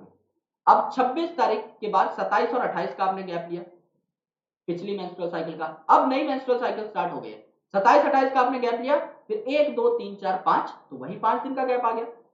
उसके बाद आपने 21 दिन खाई, तो 2 दिन अगली मेंस्ट्रुअल साइकिल के बच गए, फिर 5 दिन अगले मेंसेस के बच गए, यानी 7 दिन का आप गैप ले सकते हो, जिसमें 2 दिन बचेंगे पिछली मेंस्ट्रुअल साइकिल के और 5 दिन बचेंगे अगली साइकिल के मेंसेस के, और बीच में आप 21-21 दिन इनको रेगुलरली खा सकते हो। तो अल्टीमेटली बेबी होने के कोई चांसेस नहीं रहेंगे, और सेम पैटर्न में इस चीज को रिपीट करते रहो, जिससे कंसेप्शन को प्रिवेंट किया जा सके। कंसेप्शन मतलब कंसीव ना कर सके एक औरत, यानी कंसीव करना मतलब बेसिकली आपकी अगर चीजों की फ्यूजन ही नहीं हो रही है, चीजें अगर यूट्रस पे इम्प्लांट ही नहीं हो रही है, तो कोई बेबी आपका डेवलप नहीं होगा। They sometimes inhibit ovulation and implantation, यानी या तो ये ओवम को नहीं बनने देंगे, अगर भाई ओवम ही नहीं बन रहा है तो स्पर्म आएगा तो फ्यूज किसके साथ करेगा, और अगर गलती से फ्यूजन हो भी गई है तो इम्प्लांटेशन नहीं हो पाती, यूटरस जो है उसमें इम्प्लांटेशन नहीं हो रही है अगर एंडोमेट्रियम पे, तो आपका बच्चा डेवलप कैसे होगा। इसके साथ साथ ये सर्वाइकल म्यूकस की क्वालिटी को भी अल्टर कर देते हैं, जिससे कि स्पर्म एंटर ही नहीं कर पाता। सर्वाइकल म्यूकस अगर थिक हो जाएगा तो स्पर्म उसको क्रॉस करके अंदर ही नहीं आ पाएंगे। तो ये भी काफी इफेक्टिव होती है पिल्स भी, और इनके साइड इफेक्ट भी काफी लेसर हैं, तो फीमेल द्वारा इनको भी अच्छी खासी अहमियत दी जाती है। सहेली जो है, जैसा मैंने आपको बताया था, it is a drug which is non steroidal in nature, जो कि सीडीआरआई के साइंटिस्ट द्वारा बनाई गई है। ये वंस इन अ वीक पिल है, यानी आप जो है एक हफ्ते में इसे एक बार अगर खाएं, यानी एक पूरी मेंस्ट्रुअल साइकिल के दौरान 28 दिन में आपको सिर्फ 4 बार ये खानी है, तो यहां पर आपको बहुत कम साइड इफेक्ट देखने को मिलेंगे, लेकिन इसकी कॉन्ट्रासेप्टिव वैल्यू बहुत हाई है, आप प्रेग्नेंट नहीं हो सकते if you are taking the Saheli pill regularly. Progesterone alone, या फिर मैंने आपको बताया था एस्ट्रोजन और प्रोजेस्ट्रॉन की कॉम्बिनेशन जो है, ये इंजेक्शन के तौर पे भी ली जा सकती है, जिसे आप इंजेक्टेबल कहते हो, और इम्प्लांट के तौर पर भी ली जा सकती है, जिसको आप स्किन के अंदर डलवा सकते हो। अब इनका फायदा क्या है इम्प्लांट्स का, खासकर स्किन के अंदर, क्योंकि धीरे धीरे धीरे धीरे इन हॉर्मोन्स को रिलीज करता रहता है, तो इनका इफेक्टिव पीरियड ज्यादा लंबा है, क्योंकि स्लोली क्या करेगा, इनको रिलीज करेगा। ओके, स्लोली रिलीज करता है ये इन सारे के सारे हॉर्मोन्स को, जैसे प्रोजेस्टेरॉन और combination of progesterone and estrogen. और अगर आप इस प्रोजेस्टेरॉन और पीई कॉम्बिनेशन को या फिर आईयूडीज को एस्टेब्लिश कर देते हो 72 आवर्स के अंदर ऑफ कॉइटस, यानी जब सेक्सुअल इंटरकोर्स हुआ है उसके 72 घंटे के अंदर, यानी 3 दिन के अंदर अंदर अगर आप आईयूडीज को एस्टेब्लिश कर देते हो, अगर आप प्रोजेस्टेरॉन एस्ट्रोजन कॉम्बिनेशन या अकेला प्रोजेस्टेरॉन ले लेते हो हाई अमाउंट में, तो इन्हें इमरजेंसी कॉन्ट्रासेप्टिव भी कहा जा सकता है। जैसे अनवांटेड 72 का आपने नाम सुना होगा, वो इसी चीज पर बेस्ड है, इसीलिए इसे अनवांटेड 72 बोला, 72 वर्ड यहीं से लिया गया कि 72 घंटे के अंदर अगर कोई अनप्रोटेक्टेड इंटरकोर्स है या फिर कोई रेप केस है, and if you don't want to get pregnant at that point of time obviously, तो जाहिर सी बात है आप वहां पर इन कॉन्ट्रासेप्टिव मेथड्स को ले सकते हो। सर्जिकल मेथड मतलब सर्जिकल का मतलब सीधी सी भाषा ये है मेरे भाई, ऑपरेशन करवा लिया आपने, और ऑपरेशन करके अगर नली ही कट गई है तो अब गैमीट का ट्रांसफर नहीं हो पाएगा, तो इन्हें स्टेरिलाइजेशन भी कहा जाता है। ये मेल और फीमेल दोनों के लिए अवेलेबल रहते हैं। जो गैमीट का रास्ता है उसे ही काट दिया जाता है, तो गैमीट अब साइट ऑफ फर्टिलाइजेशन तक नहीं पहुंचा जाएगा। और ये आपका टर्मिनल मेथड है। टर्मिनल मेथड मतलब एंड में अगर कुछ नहीं करना ना, आपको कोई बेबी नहीं चाहिए, तो टर्मिनल मेथड पे जाओ, it is irreversible.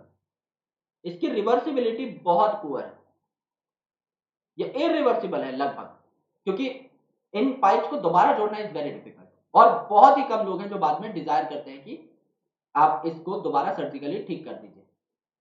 Surgical intervention block the gamete transport, आपने रास्ता जो है उसे ब्लॉक कर दिया है। अगर आप मेल की बात करें तो मेल में जो वास डिफरेंस है आप उसे काट देते हैं, तो इसे वासेक्टोमी बोलते हैं। वास वर्ड वास डिफरेंस से लिया गया है। और फीमेल के अंदर आप फेलोपियन ट्यूब का एक छोटा सा पार्ट काट देते हैं, तो इसे ट्यूबेक्टोमी बोला जाता है। तो इन वासेक्टोमी वास डिफरेंस काटा गया, वास वास यहां से वर्ड आया है, और इसे जो है टाई अप कर दिया गया through a small incision on the scrotum, right. Scrotum के ऊपर इसे टाई कर दिया गया है, यानी काट करके आपने नलकी को, अगर देखो एक नलकी है, अगर आपने इसे काट दिया है तो इस नलकी को आप लोग यहां पर बांध दोगे, और इस नलकी को आप लोग यहां पर बांध दोगे ऐसे। तो ये यहां पर आप गांठ लगा देते हो, आप नॉट लगा देते हो, जिससे कि गैमेट ट्रांसफर ना हो पाए, तो इसे ही टाई अप बोला गया है। सिमिलरली फीमेल के अंदर फेलोपियन ट्यूब जो है ये टाई अप कर दी जाएगी through a small incision in abdomen और थ्रू वजाइना, दोनों में से कोई भी केस आपको देखने को मिल सकता है। इनकी रिवर्सिबिलिटी बहुत कम है, लेकिन हाँ इनमें गैमेट चांस जो है इनका ट्रांसफर होने का एकदम ही नील है, तो हाईली इफेक्टिव इन्हें माना जाता है। अब भाई बच्चा होने के चांसेस लगभग जीरो आप मान सकते हो। तो यहाँ पे क्या हुआ है, यहाँ पर देखो आपका वास डिफरेंस जो है इसे काट दिया गया है। यहाँ पर ये क्या है, ये आपकी टेस्टिस है। अब टेस्टिस के बाद यहाँ पर क्या है आपका, रेटेटेस्टिस है, एपिडाइडमिस है, वासा इफ्रेंशिया है, फिर ये वास डिफरेंस ऊपर की साइड लेकर के जाता है इसे यहाँ तक,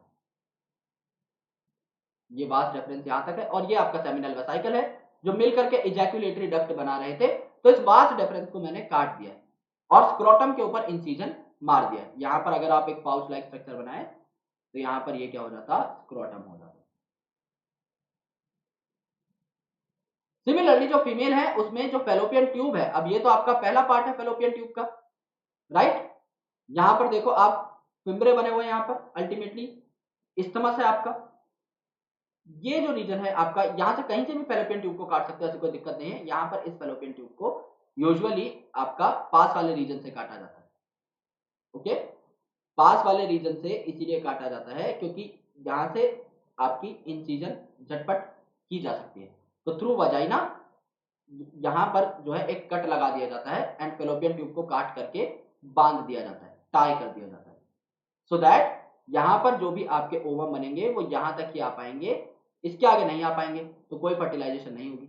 और स्पर्म अगर अंदर आ गए हैं तो इससे आगे नहीं जा पाएंगे, तो एक गैमीट इस साइड रह गया, एक गैमीट इस साइड रह गया, तो कभी फ्यूजन नहीं होगी। सिमिलरली यहां पर भी अगर आप देखें तो आपकी जो टेस्टिस है जहां पर स्पर्म बने थे यहां तक ही रह जाएंगे, आगे जा ही नहीं पाएंगे। So there will be no ejaculation of sperm, क्योंकि बन करके वो स्पर्म यहां तक यूरेथ्रल मेटस तक पहुंच ही नहीं रहे हैं। इस मेटस तक कोई भी स्पर्म आ ही नहीं रहा है, तो बाहर कैसे निकलेगा, सिंपल सी बात है ये, ओके। अब देखो, it needs to be emphasized that the selection of a suitable contraceptive method and its use should always be undertaken in consultation with qualified medical professionals। यानी आप मेडिकल प्रोफेशनल्स की सलाह में एक बेटर कॉन्ट्रासेप्टिव मेथड चुन सकते हो। जैसे किसी कपल ने कहा कि सर हम नहीं चाहते हमारा अगले 4 साल बच्चा हो, तो 4 साल आप बैरियर मेथड यूज करोगे, इससे अच्छा आप कॉपर टी या फिर किसी और इंट्रायूट्राइन डिवाइसेस का इस्तेमाल करो। लेकिन अगर आप चाहते हो कि अल्टीमेटली आप लोग अगले साल बच्चा चाहते हो या अगले 6 महीने में बच्चा चाहते हो, तो आप बैरियर मेथड का भी इस्तेमाल कर सकते हो, वो कॉमन सेंस पे बेस्ड है। और अगर आपके 2 बच्चे हो चुके हैं, आप नहीं चाहते अब कोई फर्दर बच्चा करना, तो आप सर्जिकल मेथड की तरफ भी बढ़ सकते हो, that is totally your call. और इमरजेंसी सिचुएशन है उस टाइम पर आप प्रोजेस्टेरॉन या प्रोजेस्टेरॉन एस्ट्रोजन कॉम्बिनेशन का भी इस्तेमाल कर सकते हो, जैसे कि अनवांटेड 72 का, तो ओरल पिल का भी आप इस्तेमाल कर सकते हो। One must remember that contraceptive are not regular requirement. आपको रिप्रोडक्टिवली हेल्दी होने के लिए कॉन्ट्रासेप्टिव लेना कोई आवश्यक बात नहीं है। अगर आप नॉर्मली एक अनप्रोटेक्टेड सेक्सुअल इंटरकोर्स करते हैं, आपका एक बच्चा पैदा हो जाता है, आप उसका अच्छे से ख्याल रखते हैं, तो आपको जिंदगी भर भी कॉन्ट्रासेप्टिव की कोई जरूरत नहीं है। तो जो कॉन्ट्रासेप्टिव नहीं इस्तेमाल करता वो भी रिप्रोडक्टिवली हेल्दी है, और जो कॉन्ट्रासेप्टिव इस्तेमाल कर लेता है वो भी रिप्रोडक्टिवली हेल्दी ही माना जाएगा। That is totally your call कि आपको बच्चा चाहिए या नहीं, ये उस चीज पर डिपेंड करता है बस। सो ये तो आपकी प्रैक्टिस है against the natural reproductive event, यानी जो कंसेप्शन है, जो प्रेगनेंसी है, इसके अपोजिट है आपका कॉन्ट्रासेप्शन। तो ओके, कंसेप्शन मतलब बच्चा होना, एंड कॉन्ट्रासेप्शन मतलब कॉन्ट्रैक्ट करना, काउंटर अटैक करना आपके बच्चा होने की प्रक्रिया को। तो बल्कि हम तो नेचर के खिलाफ ये काम करते हैं, लेकिन सिंस ये भी जरूरी है for the population growth control, तो यहां पर इस चीज को गलत भी नहीं ठहराया जा सकता। बट जरूरी नहीं है कि आपको रिप्रोडक्टिवली हेल्दी रहने के लिए कॉन्ट्रासेप्शन लेना ही लेना है। That is not strict call, ऐसा कुछ गारंटी नहीं है। ओके, ऐसा कुछ 100% चाहिए नहीं तुम्हें। One is forced to use these methods either to prevent pregnancy or to delay or space pregnancy due to personal reason। कोई भी आपका रीजन हो सकता है, कोई भी दबाव हो सकता है, उसके कारण आपको अगर इस टाइम पे बच्चे नहीं चाहिए तो आप जो है कॉन्ट्रासेप्शन ले सकते हो। नो डाउट कि wide spread use of these method have a significant role in checking the uncontrolled growth of population. ये पॉपुलेशन ग्रोथ कंट्रोल में हेल्प करते हैं, लेकिन यहां पर इल इफेक्ट भी जो है इन कॉन्ट्रासेप्टिव मेथड्स के हैं। अगर आप बहुत ज्यादा इस्तेमाल करते हो, नोजिया, एब्डोमिनल पेन, ये आपके थोड़े माइनर साइड इफेक्ट्स है, लेकिन ब्रेक थ्रू ब्लीडिंग, आपके कंटिन्यूअसली ब्लीडिंग होने लगेगी through vagina, irregular menstrual bleeding, यानी आपकी जो 28 दिन की साइकिल थी वो डिस्टर्ब हो जाएगी, हार्मोनल इंबैलेंस हो जाएगा, इवन काफी बार ब्रेस्ट कैंसर तक देखने को मिला है, जिनको इग्नोर नहीं कर सकते।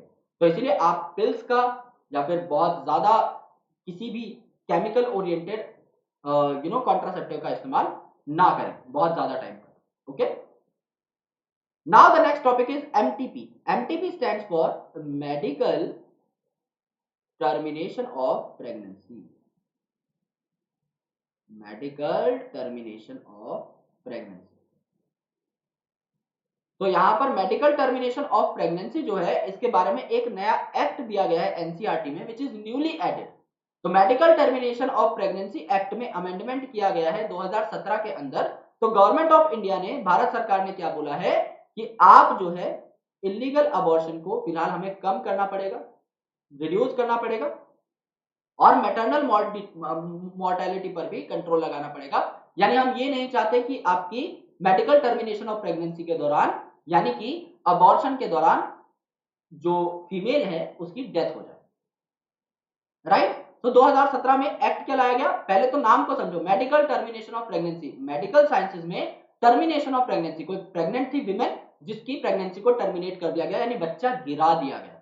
तो अकॉर्डिंग टू दिस एक्ट जो कि 2017 में अमेंडमेंट किया गया है, क्या बोला गया है कि अगर फर्स्ट 12 हफ्ते के अंदर, यानी फर्स्ट ट्राइमेस्टर के अंदर, 12 हफ्ते मतलब 3 महीने, तो फर्स्ट ट्राइमेस्टर के अंदर अगर कोई अपने बच्चे को गिराना चाहता है, तो इसे एक रजिस्टर्ड मेडिकल प्रैक्टिशनर, यानी एक रजिस्टर्ड एनसीआई अप्रूव्ड जो डॉक्टर है, जिसको आप एग्जैक्टली डॉक्टर बोल सकते हो, जो क्वालिफाइड है, उसकी सलाह लेनी पड़ेगी, तभी जो होगा अपने बच्चे को गिरा पाए। फर्स्ट ट्राइमेस्टर के अंदर the MTP is safe, usually माता को बचा लिया जाता है और बच्चा जो है उसे गिरा दिया जाता है। Okay, if pregnancy has lasted for more than 12 weeks but fewer than 24 week, यानी कि आपके तीसरे महीने से छठे महीने के बीच, यानी कि सेकेंड ट्राइमेस्टर के अंदर अगर आपको ये बच्चा गिराना है, तो आपको 2 रजिस्टर्ड मेडिकल प्रैक्टिशनर्स की परमिशन लेनी पड़ेगी। वो दोनों मिलकर के ओपिनियन बैठाएंगे कि क्या ये मदर के लिए जेन्युइनली इंपॉर्टेंट है। तो इस टर्मिनेशन को कब इजाजत दी जाती है, जब अगर प्रेगनेंसी को कंटिन्यू करने पर वीमेन की डेथ होने के चांसेस हों। ओके, यानी अगर फीमेल जो है उसको प्रेगनेंसी कंटिन्यू करने पर डेथ मिल रही है, तो आप कोशिश करेंगे कि बच्चे की डेथ हो जाए, एंड अल्टीमेटली उस टाइम पर मदर को प्रोटेक्ट कर लिया जाए। या फिर अगर चाइल्ड जो बॉर्न होने वाला है उसकी अगर बेसिकली रिस्क है उसको मेंटल एबनॉर्मेलिटीज का, या फिर हैंडीकैप होने का, या फिर फिजिकली वीक होने का, देन अल्टीमेटली वहां पर क्या है, मेडिकल प्रैक्टिशनर उसको पूरा जांच करते हैं, क्रोमोसोमल पैटर्न को देखते हैं, there are lot of things which are taken into account, and उस बेसिस पर they need to make a conclusion कि सेकंड ट्राइमेस्टर के अंदर एमटीपी करानी चाहिए या नहीं। और अगर उन्हें लगता है कि इस टाइम पर मदर की हेल्थ के लिए it becomes very important for us to do the MTP, तभी एमटीपी होती है। थर्ड ट्राइमेस्टर में it is a big no. अगर आप थर्ड ट्राइमेस्टर की बात करते हो तो थर्ड ट्राइमेस्टर के अंदर अगर आप एमटीपी करवाने चाहोगे तो मदर की डेथ होने के चांसेस 90% से भी ज्यादा रहते हैं। तो थर्ड ट्राइमेस्टर में एमटीपी को प्रमोट नहीं किया जाता, चाहे कोई भी कुछ भी बोल रहा हो उस टाइम पर, राइट। तो थर्ड ट्राइमेस्टर के लिए इसीलिए यहां पर कोई बात नहीं बोली गई। एमटीपी को इंटेंशनल और वॉलेंटरी टर्मिनेशन ऑफ प्रेगनेंसी भी कहा जाता है। इंटेंशनल मतलब आपको पता है आपकी इंटेंशन सही हो रहा है, वॉलेंटरी मतलब आप ही चाह रहे हो, आप ही डॉक्टर के पास गए हो कि डॉक्टर प्रॉब्लम हो रही है। बिफोर फुल टर्म यानी यहां पर जो पूरा का पूरा गेस्टेशन पीरियड है उसको सर्व नहीं किया गया है, 9 महीने तक बच्चा मां के गर्भ में नहीं रहा है, तो इसलिए इसे इंड्यूस्ड अबॉर्शन भी बोला जाता है कि आप लोग अबॉर्शन करवाने पहुंचे हो। तो जो अबॉर्शन टर्म हम लोग यूज करते हैं उसकी मेडिकल टर्म ही है मेडिकल टर्मिनेशन ऑफ प्रेगनेंसी। लगभग हर साल 45 से 50 मिलियन एमटीपी करवाई जाती है। 45 से 50 मिलियन का मतलब है 4.5 से 5 करोड़ बच्चे एमटीपी के दौरान बेसिकली अबॉर्ट कर दिए जाते हैं in the world, which accounts for 1/5 of the total number of conceived pregnancy in a year. यानी एक साल में लगभग अगर आपकी जितनी भी प्रेगनेंसी आ रही है उसकी 1/5 यानी 20% जो है आपकी अबॉर्ट करवा दी जाती है। यानी टोटल नंबर ऑफ प्रेगनेंसी कितनी हुई, अराउंड अगर आप 5 गुना कर दे 50 मिलियन को यानी 250 मिलियन के आसपास, तो उसमें से 50 मिलियन को अबॉर्ट कर दिया जाता है। वेदर टू एक्सेप्ट और लीगलाइज एमटीपी और नॉट, ये हमेशा एक डिबेट का टॉपिक रहा गया है। क्यों? क्योंकि यहां पर एक तो इमोशनल अटैचमेंट हो जाती है मां को, जो बच्चा है उसके अंदर, उससे एथिकल यहां पर रेगुलेशंस आ जाती हैं कि लोग कहते हैं इट इज नॉट एथिकल, जो नेचर है उसमें अगर कोई पैदा होना चाह रहा है then you can stop him, okay, तो इसको गिराना गलत है, नेचर के खिलाफ है। रिलीजियस एस्पेक्ट आ जाते हैं और सोशल इश्यूज भी आ जाते हैं, राइट। लोगों को भी आप लोग बेसिकली पता नहीं लगने देते। अगर कहीं किसी की फैमिली के अंदर ये इवेंट्स हुए हैं then basically they are not discussed with many people कि we have aborted this child और ऐसा कुछ यूजुअली किसी के बिना पता लगे ये काम किए जाते हैं, क्योंकि लोगों को भी एक सोशल स्टिग्मा है कि यार बच्चा गिरा दिया तो उस औरत को भी बहुत खराब नजर से देखा जाता है, which is obviously not right, because काफी बार देयर आर सम रीजंस जिससे कि शायद मां की डेथ हो सकती थी, तो उस टाइम पर it becomes essential to do the MTP. तो इसके प्रॉस भी हैं, कॉन्स भी हैं। गवर्नमेंट ने लीगलाइज कर दिया था एमटीपी को 1971 में और कहा था कि इसका मिसयूज नहीं होना चाहिए। मिसयूज का मतलब वही एमनियोसेंटेसिस कि बेसिकली यहां पर क्या था, अगर आप इलीगल फीमेल फीटिसाइड कर देते हो, अगर आपको पता लग जाता है एमनियोसेंटेसिस से कि फीमेल आपका फीटस है अंदर, तो आप क्या करोगे, उसको जानबूझ के अबॉर्ट कर दोगे। तो उस टाइम पर ना मदर को कोई हार्म था ना आपका बच्चा था उसको कोई क्रोमोसोमल डिसऑर्डर था, लेकिन फिर भी उसको अबॉर्ट कर दिया गया। तो इसी मिसयूज को रोकने की बात हो रही।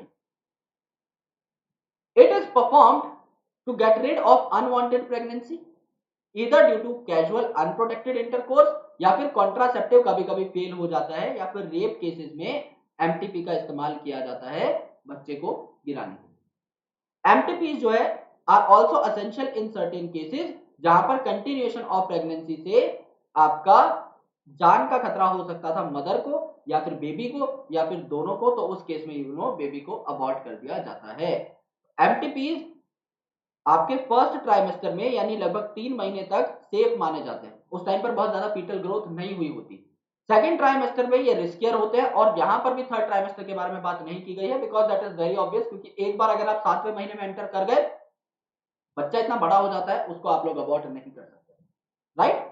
तो उस टाइम पे मदर की डेथ होने के चांसेस मैक्सिमम होते हैं, तो कोई उस टाइम पर अबॉर्शन की सोच भी नहीं सकता, अगर सोचता है तो बहुत बड़ा जाहिल है, बहुत बड़ा बेवकूफ है। वन डिस्टर्बिंग ट्रेंड ऑब्जर्व कि ज्यादातर जो एमटीपीज हैं ये अनक्वालिफाइड क्वैक्स द्वारा की जाती है।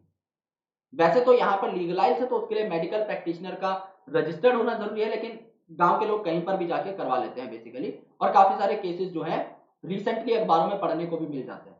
तो ऐसा नहीं होना चाहिए, और उन डॉक्टर्स को, झोला छाप डॉक्टर्स को फिर लोग पकड़ के ले जाते हैं, पुलिस मारते हुए भी ले जाती है, which is obviously correct, because you can't play with someone's life, if you are not good at something don't do it. So another dangerous trend, एक तो अनक्वालिफाइड क्वैक जो अनपढ़ झोला छाप डॉक्टर है, एक तो वो करते हैं, डॉक्टर भी नहीं है, कुछ अलग ही होते हैं, कुछ किए हुए नहीं रहते, डिग्री विग्री, नॉर्मली खुद खुद का ही कुछ खोल के बैठे रहते हैं। तो एक तो उनसे बच के रहना है, दूसरा यहाँ पर जो है determination of sex of unborn child, पहले तो इसको पता लगाते हैं और फिर फीमेल फीटिसाइड यहाँ पर कर देते हैं, यानी उसके बाद स्पेसिफिकली फीमेल के ज्यादातर एमटीपी केसेस देखने को मिले हैं, मेल के उतने देखने को नहीं मिले। तो ये भी एक डिस्टर्बिंग ट्रेंड था कि भाई सारी फीमेल्स की क्या गलती है इसमें, राइट, तो वो भी हमें देखने को मिला। STI that is sexually transmitted infection, last जो एनसीईआरटी थी जिसमें मॉडिफिकेशन नहीं हुए थे उसमें इन्हें एसटीडी बोला जाता था, सेक्सुअली ट्रांसमिटेड डिजीज, लेकिन अब इन्हें इन्फेक्शन बोल के रिप्रेजेंट किया जाने लगा है। तो इन्फेक्शंस या disease which are transmitted through sexual intercourse are collectively called as STI या venereal disease या फिर reproductive tract infection, यानी इसमें आपका reproductive tract जो है इन्फेक्ट हो जाता है। तो काफी सारी ऐसी बीमारियां जो मेल के अंदर भी हो सकती हैं, फीमेल के अंदर भी हो सकती हैं, जैसे कि एड्स है आपका, जो कि सेक्सुअल इंटरकोर्स से फैलती है, इन्हें सेक्सुअली ट्रांसमिटेड डिजीज या वेनेरल डिजीज या रिप्रोडक्टिव ट्रैक्ट इन्फेक्शन कहा जाता है। जैसे कि गोनोरिया है, साइफिलिस है, जेनाइटल हर्प्स है तो जेनाइटल वर्ड आ गया, क्लेमाइडियासिस है, जेनाइटल वॉर्ड है, राइट, ट्राइकोमोनियासिस है, हेपेटाइटिस बी है, और ऑफ कोर्स जो आपका एचआईवी से होने वाला एड्स है। ये सारी जो बीमारियां हैं सबसे कॉमन एसटीआई हैं। सम ऑफ दीज इन्फेक्शन जैसे कि हेपेटाइटिस बी एंड एचआईवी, ये आपके इंजेक्शन निडल शेयर करने से, सर्जिकल इंस्ट्रूमेंट शेयर करने से, ब्लेड्स वगैरह काफी बार नाई अगर यूज कर लेता है, सेम समझ लो कोई एड्स का पेशेंट है, उसको गलती से कट लग गया और सेम ब्लेड कहीं और यूज कर दी तो दिक्कत हो जाती है। इसीलिए कभी भी नाई के पास जाओ तो बोलना भैया नई ब्लेड यूज करो, इसीलिए महंगे बाल कट जाए थोड़े पर खुद्दू ना कटे, तो ये बेस्ट चीज है, नए ब्लेड का इस्तेमाल करने के लिए बोलो, और उसको भी अच्छे से जो है वहां पर एक केमिकल रखा रहता है तो उससे साफ करने के लिए आप लोग अगर बोलोगे तो कोई दिक्कत नहीं है यार, उसमें सामने वाले को भी ऐसी चीजों का ध्यान रखना चाहिए। अगर ब्लड ट्रांसफ्यूजन हो जाता है, किसी इन्फेक्टेड पर्सन का ब्लड आपको दे दिया गया तो आप में फ्री में बीमारी आ जाएगी। और इन्फेक्टेड मदर, अगर मदर को एचआईवी है और उससे फीटस में अगर चला जाता है ब्लड, कॉन्टेक्ट अगर बन जाता है तो बच्चा भी बीमार हो जाता है। तो इसीलिए हेपेटाइटिस बी जो है और एचआईवी जो है ये काफी खतरनाक माने जाते हैं, और इसीलिए H for hepatitis B, H for HIV and H for genital herpes, ये जो तीनों हैं ये आपके कंप्लीटली क्योरेबल नहीं है, इनको छोड़ के बाकी डिजीज कंप्लीटली क्योरेबल है। तो कोई अगर पूछे कंप्लीटली क्योरेबल कौन सी नहीं है तो ट्रिपल एच लिख देना, ट्रिपल एच बहुत उम्दा रेसलर रहे हैं। तो यहां पर क्या है, H for genital herpes, H for hepatitis और H फॉर एचआईवी, ये तीनों लिख दो। ये जो है आपके कंप्लीटली क्योरेबल नहीं है, इसके अलावा आपका क्लेमाइडियासिस, ट्राइकोमोनियासिस, ये सारी चीजें जो है ये क्योरेबल है अगर आप इनको अच्छे से अर्ली टाइम पर डायग्नोस कर लेते हो तो।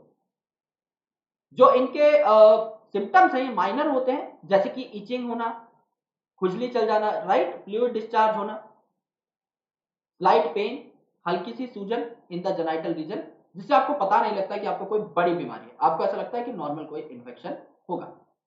और इसीलिए काफी जो फीमेल्स हैं जिनके अंदर ये थोड़ा बहुत फ्लूइड डिस्चार्ज और ये सारी चीजें वैसे भी कॉमनली चलती रहती है आपका ब्लड डिस्चार्ज मेंसेस के दौरान, तो उन्हें लगता है ये काफी कॉमन सी चीज है, तो एसिम्प्टोमेटिक भी काफी बार फीमेल्स रह सकती है और काफी बार माइनर सिम्टम आते हैं जिसकी वजह से बीमारियां बहुत बढ़ जाने के बाद हमें पता लगता है, काफी सालों तक तो ये बीमारियां अनडिटेक्टेड रहती हैं। तो या तो इसमें कोई सिम्टम नहीं आता या फिर लेस सिग्निफिकेंट सिम्टम आता है, जो नॉर्मली भी हमारे साथ होती रहती है चीजें, उसी प्रकार की कुछ चीजें होती हैं अर्ली स्टेजेस के अंदर। दूसरा, हमें सोशल स्टिग्मा है कि हम सेक्सुअली किसी बीमारी से जूझ रहे हैं, ये हम किसी को बताना प्रेफर नहीं करते। खांसी जुकाम बहुत नॉर्मल चीज है, लोगों को पता लग जाता है, हम जब बताते हैं हमारी तबीयत खराब नहीं है, कुछ बीमारियां ऐसी हैं जिनके नाम हम ले सकते हैं, लेकिन कोई भी जो मर्द है वो ये बताना प्रेफर नहीं करेगा कि मुझे इरेक्टाइल डिस्फंक्शन है या फिर मेरा स्पर्म काउंट लो है, क्योंकि सोसाइटी उनके ऊपर अलग अलग इल्जाम फिर लगाना स्टार्ट कर देती है, अलग अलग नामों से उन्हें पुकारना स्टार्ट कर देती है, विच इज एंटायरली रॉन्ग। वो बीमारी किसी के भी साथ हो सकती है, तो हमें इस चीज पर भी फोकस करना चाहिए, एम्फसाइज करना चाहिए कि हम किसी का इस प्रकार से किसी के मजे ना लें, बीमारी में तो बिल्कुल भी नहीं, क्योंकि किसी के भी साथ हो सकता था इन्फेक्शन वगैरह। एंड सिमिलरली फीमेल जो है वो भी काफी डरती हैं, तो इसीलिए टाइमली डिटेक्शन और प्रॉपर ट्रीटमेंट नहीं हो पाता है, और काफी लेट जब हमें पता लगता है तब तक पेल्विक इन्फ्लेमेटरी डिजीज हो जाती है, यानी जो आपका पेल्विक रीजन है, जो आपका जहां पर जेनाइटल्स सिचुएटेड है, वो रीजन बहुत ज्यादा स्वेल कर जाता है। अबॉर्शंस होने लग जाते हैं, राइट। बच्चा ज्यादा देर तक टिक नहीं पाता है आपका यूट्रस के अंदर। स्टिल बर्थ होती है, यानी आपने देखा होगा काफी बार जो बच्चे पैदा होते हैं वो आपके हिल नहीं रहे होते, रो नहीं रहे होते, स्टिल बर्थ इन्हें बोला जाता है, यानी बच्चे जो है वो डेड पैदा होते हैं। एक्टोपिक प्रेगनेंसी, एक्टोपिक का मतलब प्रेगनेंसी है लेकिन आपका एक्टोपिक है, यूट्रस के अलावा कहीं पर जाकर इंप्लांट हो चुका है आपका मॉर्यूला।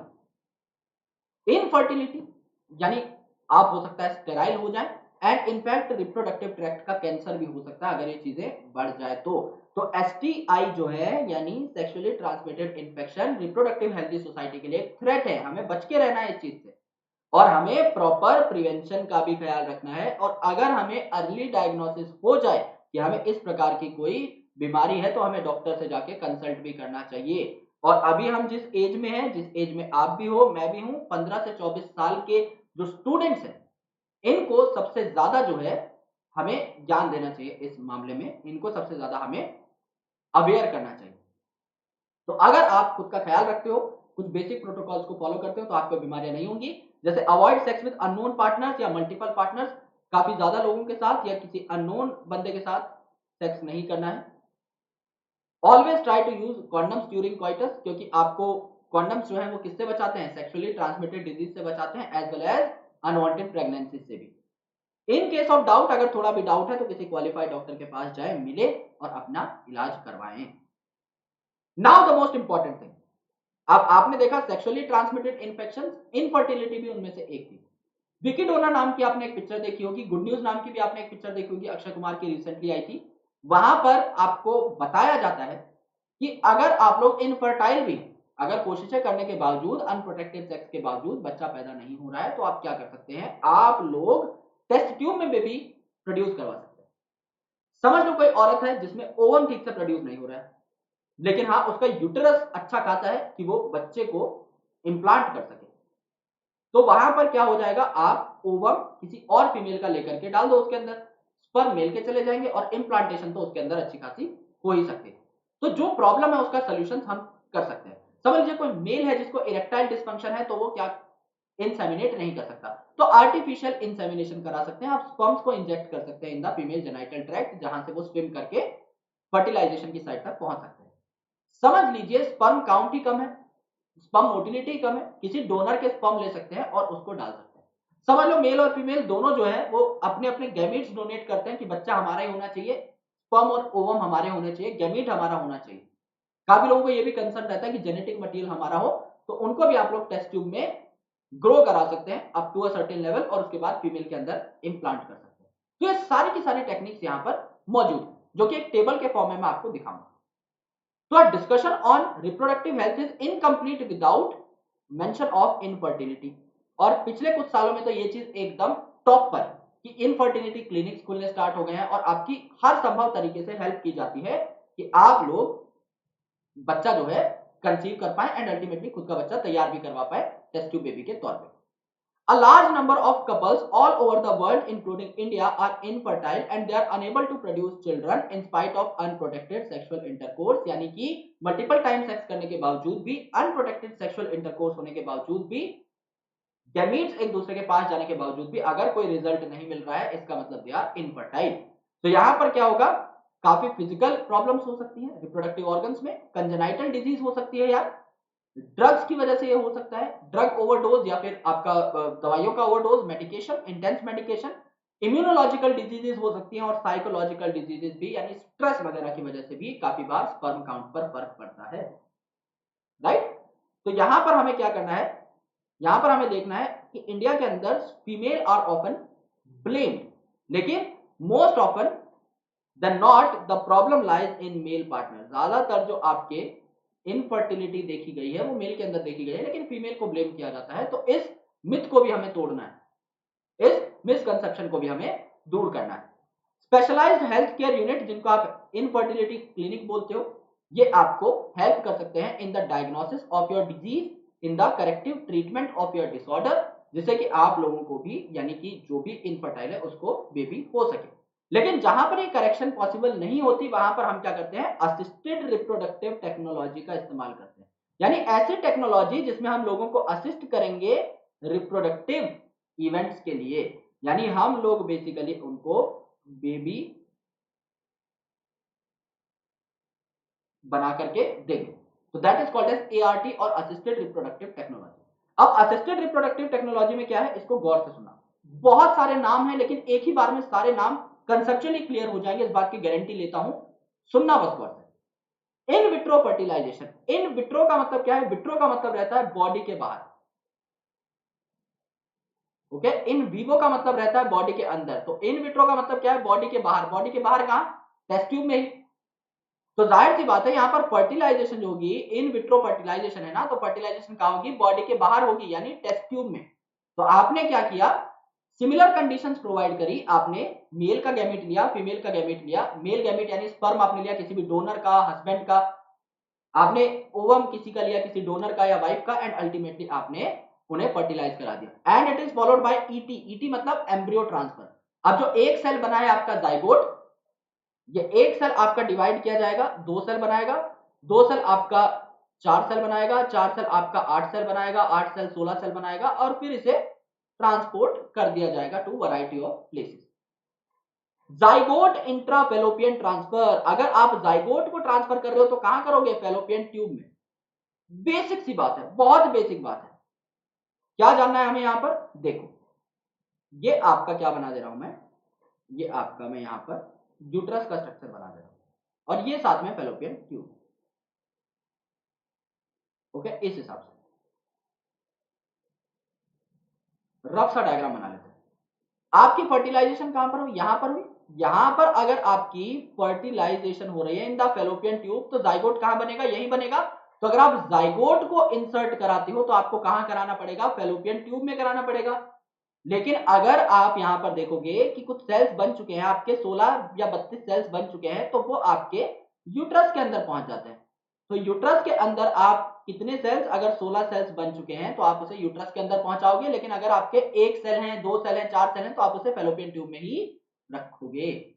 तो इसीलिए यहां पर क्या बोला है, जाइगोट इंट्रा फेलोपियन ट्रांसफर, यानी अगर यहां पर जाइगोट है विच इज सिंगल सेल, तो इसे कहां भेजोगे, फेलोपियन ट्रांसफर, फेलोपियन ट्यूब में ही तो भेजोगे जहां पर आपकी फर्टिलाइजेशन हुई थी, उसी जगह पर जाइगोट बनेगा।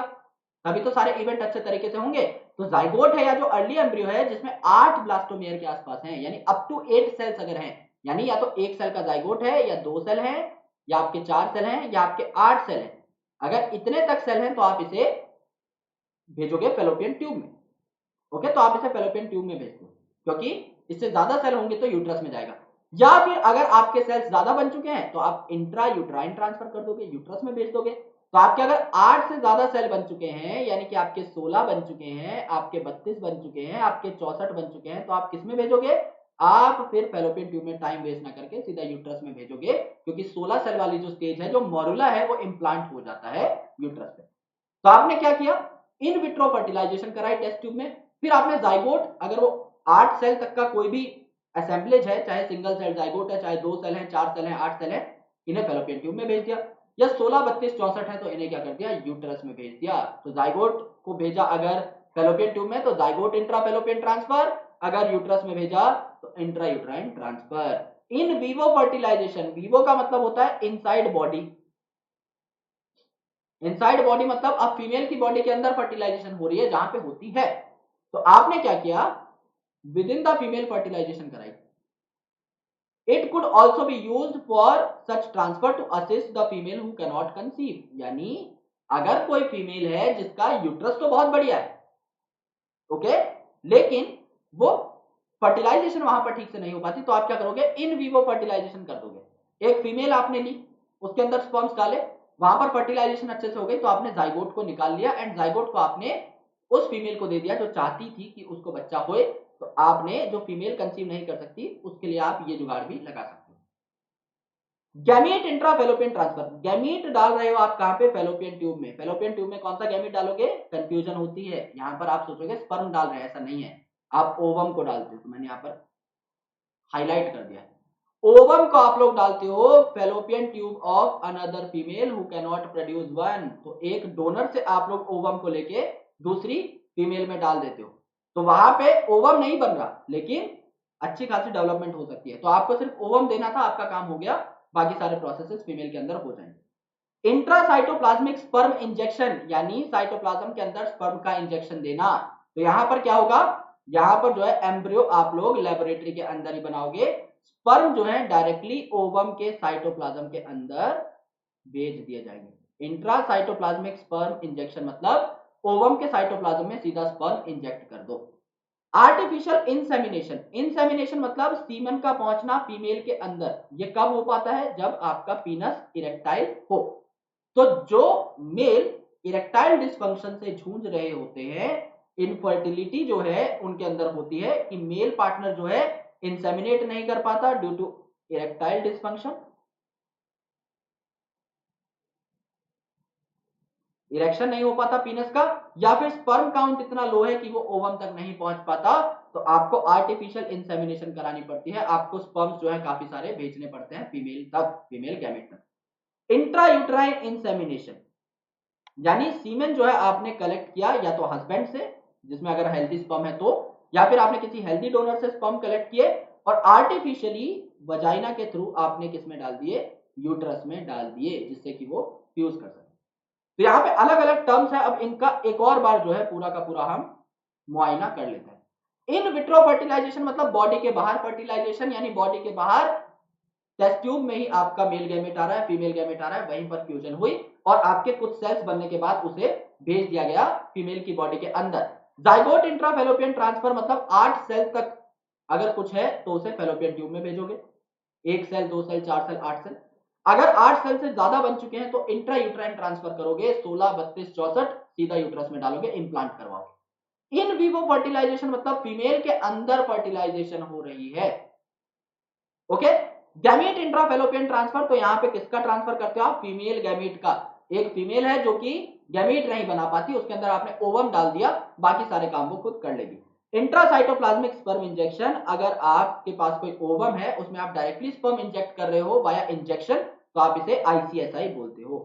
आर्टिफिशियल इंसेमिनेशन मतलब जो मेल है या तो इसको इरेक्टाइल डिसफंक्शन है जिस वजह से इंसेमिनेशन नहीं हो पा रही है, या फिर इसका स्पर्म काउंट लो है, तो आप आर्टिफिशियल इंसेमिनेशन करा सकते हो, स्पर्म्स को फीमेल की बॉडी में भेज सकते हो।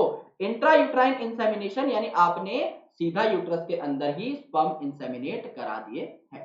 ये सारे टर्म्स आपको पढ़ने और बेसिक थी, काफी पता लग भी गया होगा, no issues in that.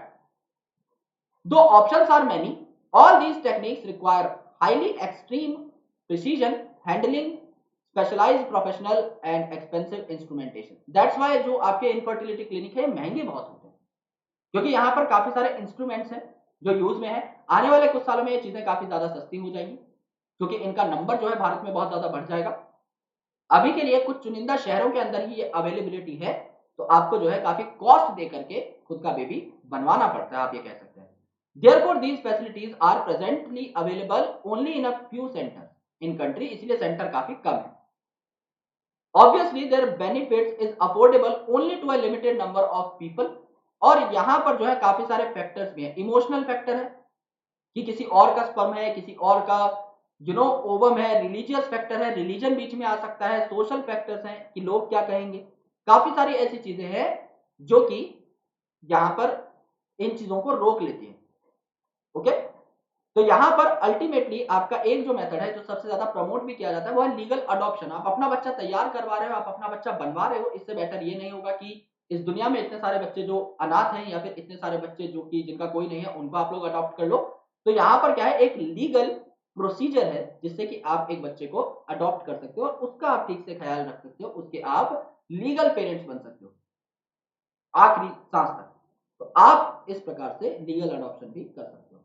So I hope this chapter was very interesting. यार मुझे पढ़ा के बड़ा मजा आ गया। देखो यार चीजें थ्योरेटिकल थी और इनिशियल पार्ट में तो बहुत ज्यादा ही, एंड का पार्ट तब भी थोड़ा मजेदार था, कॉन्ट्रासेप्टिव वाला और medical termination of pregnancy, sexual transmitted infections and ultimately the last topic that we have just understood that is infertility. Initial जो पॉपुलेशन ग्रोथ तक की थोड़ी चीजें थी दे आर बेसिकली थ्योरेटिकल, वो आप खुद से भी पढ़ेंगे तो भी आपको उतना ही समझ में आएगा जितना हम समझा सकते थे, एक आधी चीज कोई कंसेप्चुअल। तो आपको अगर ये वीडियो पसंद आई तो यार इस वीडियो को लाइक करो। अभी हमारे 12th के सिर्फ 2 चैप्टर्स बचे हुए हैं, सिर्फ 2 चैप्टर्स आपके बचे हुए हैं। Strategies for enhancement in food production, जिसमें हमें प्लांट ब्रीडिंग और एनिमल हस्बेंड्री के बारे में पढ़ना है, और आपका ह्यूमन हेल्थ एंड डिजीज। इसके बाद आपकी 12th क्लास की बायो वाली सीरीज कंप्लीट, यानी 4 दिन के अंदर कंप्लीट हो जाएगी, 2 दिन में एक वीडियो आएगी तो भी। और उसके बाद हमारी बचेगी सिर्फ और सिर्फ ह्यूमन फिजियोलॉजी, यानी उसके बाद अगले 10-15 दिन के अंदर आपकी ह्यूमन फिजियोलॉजी भी ठीक तरीके से कंप्लीट हो जाएगी। तो हम लोग प्रैक्टिस की तरफ भी बढ़ पाएंगे एंड अल्टीमेटली हम लोग freely without any doubt NEET 2022 और 23 का बैच भी लॉन्च कर पाएंगे यूट्यूब के ऊपर। तो तब तक अगर आप सब्सक्रिप्शन लेना चाहते हैं यार नीट 2023 का, तो लॉन्च हो चुका है। नीट 2022 का अगर आप सब्सक्रिप्शन लेना चाहते हैं तो अभी लॉन्च हो जाएगा, एक वीक के अंदर अंदर, एक week is the maximum time. तो मार्क्सअप की ऐप को इंस्टॉल कर लो, अच्छे तरीके से उसको जांच लो, परख लो, और उसके बाद जो है आप हमारे साथ जुड़ सकते हो। Thank you so much guys, lots of love, Jai Hind, I will catch you in the next one. शुक्रिया।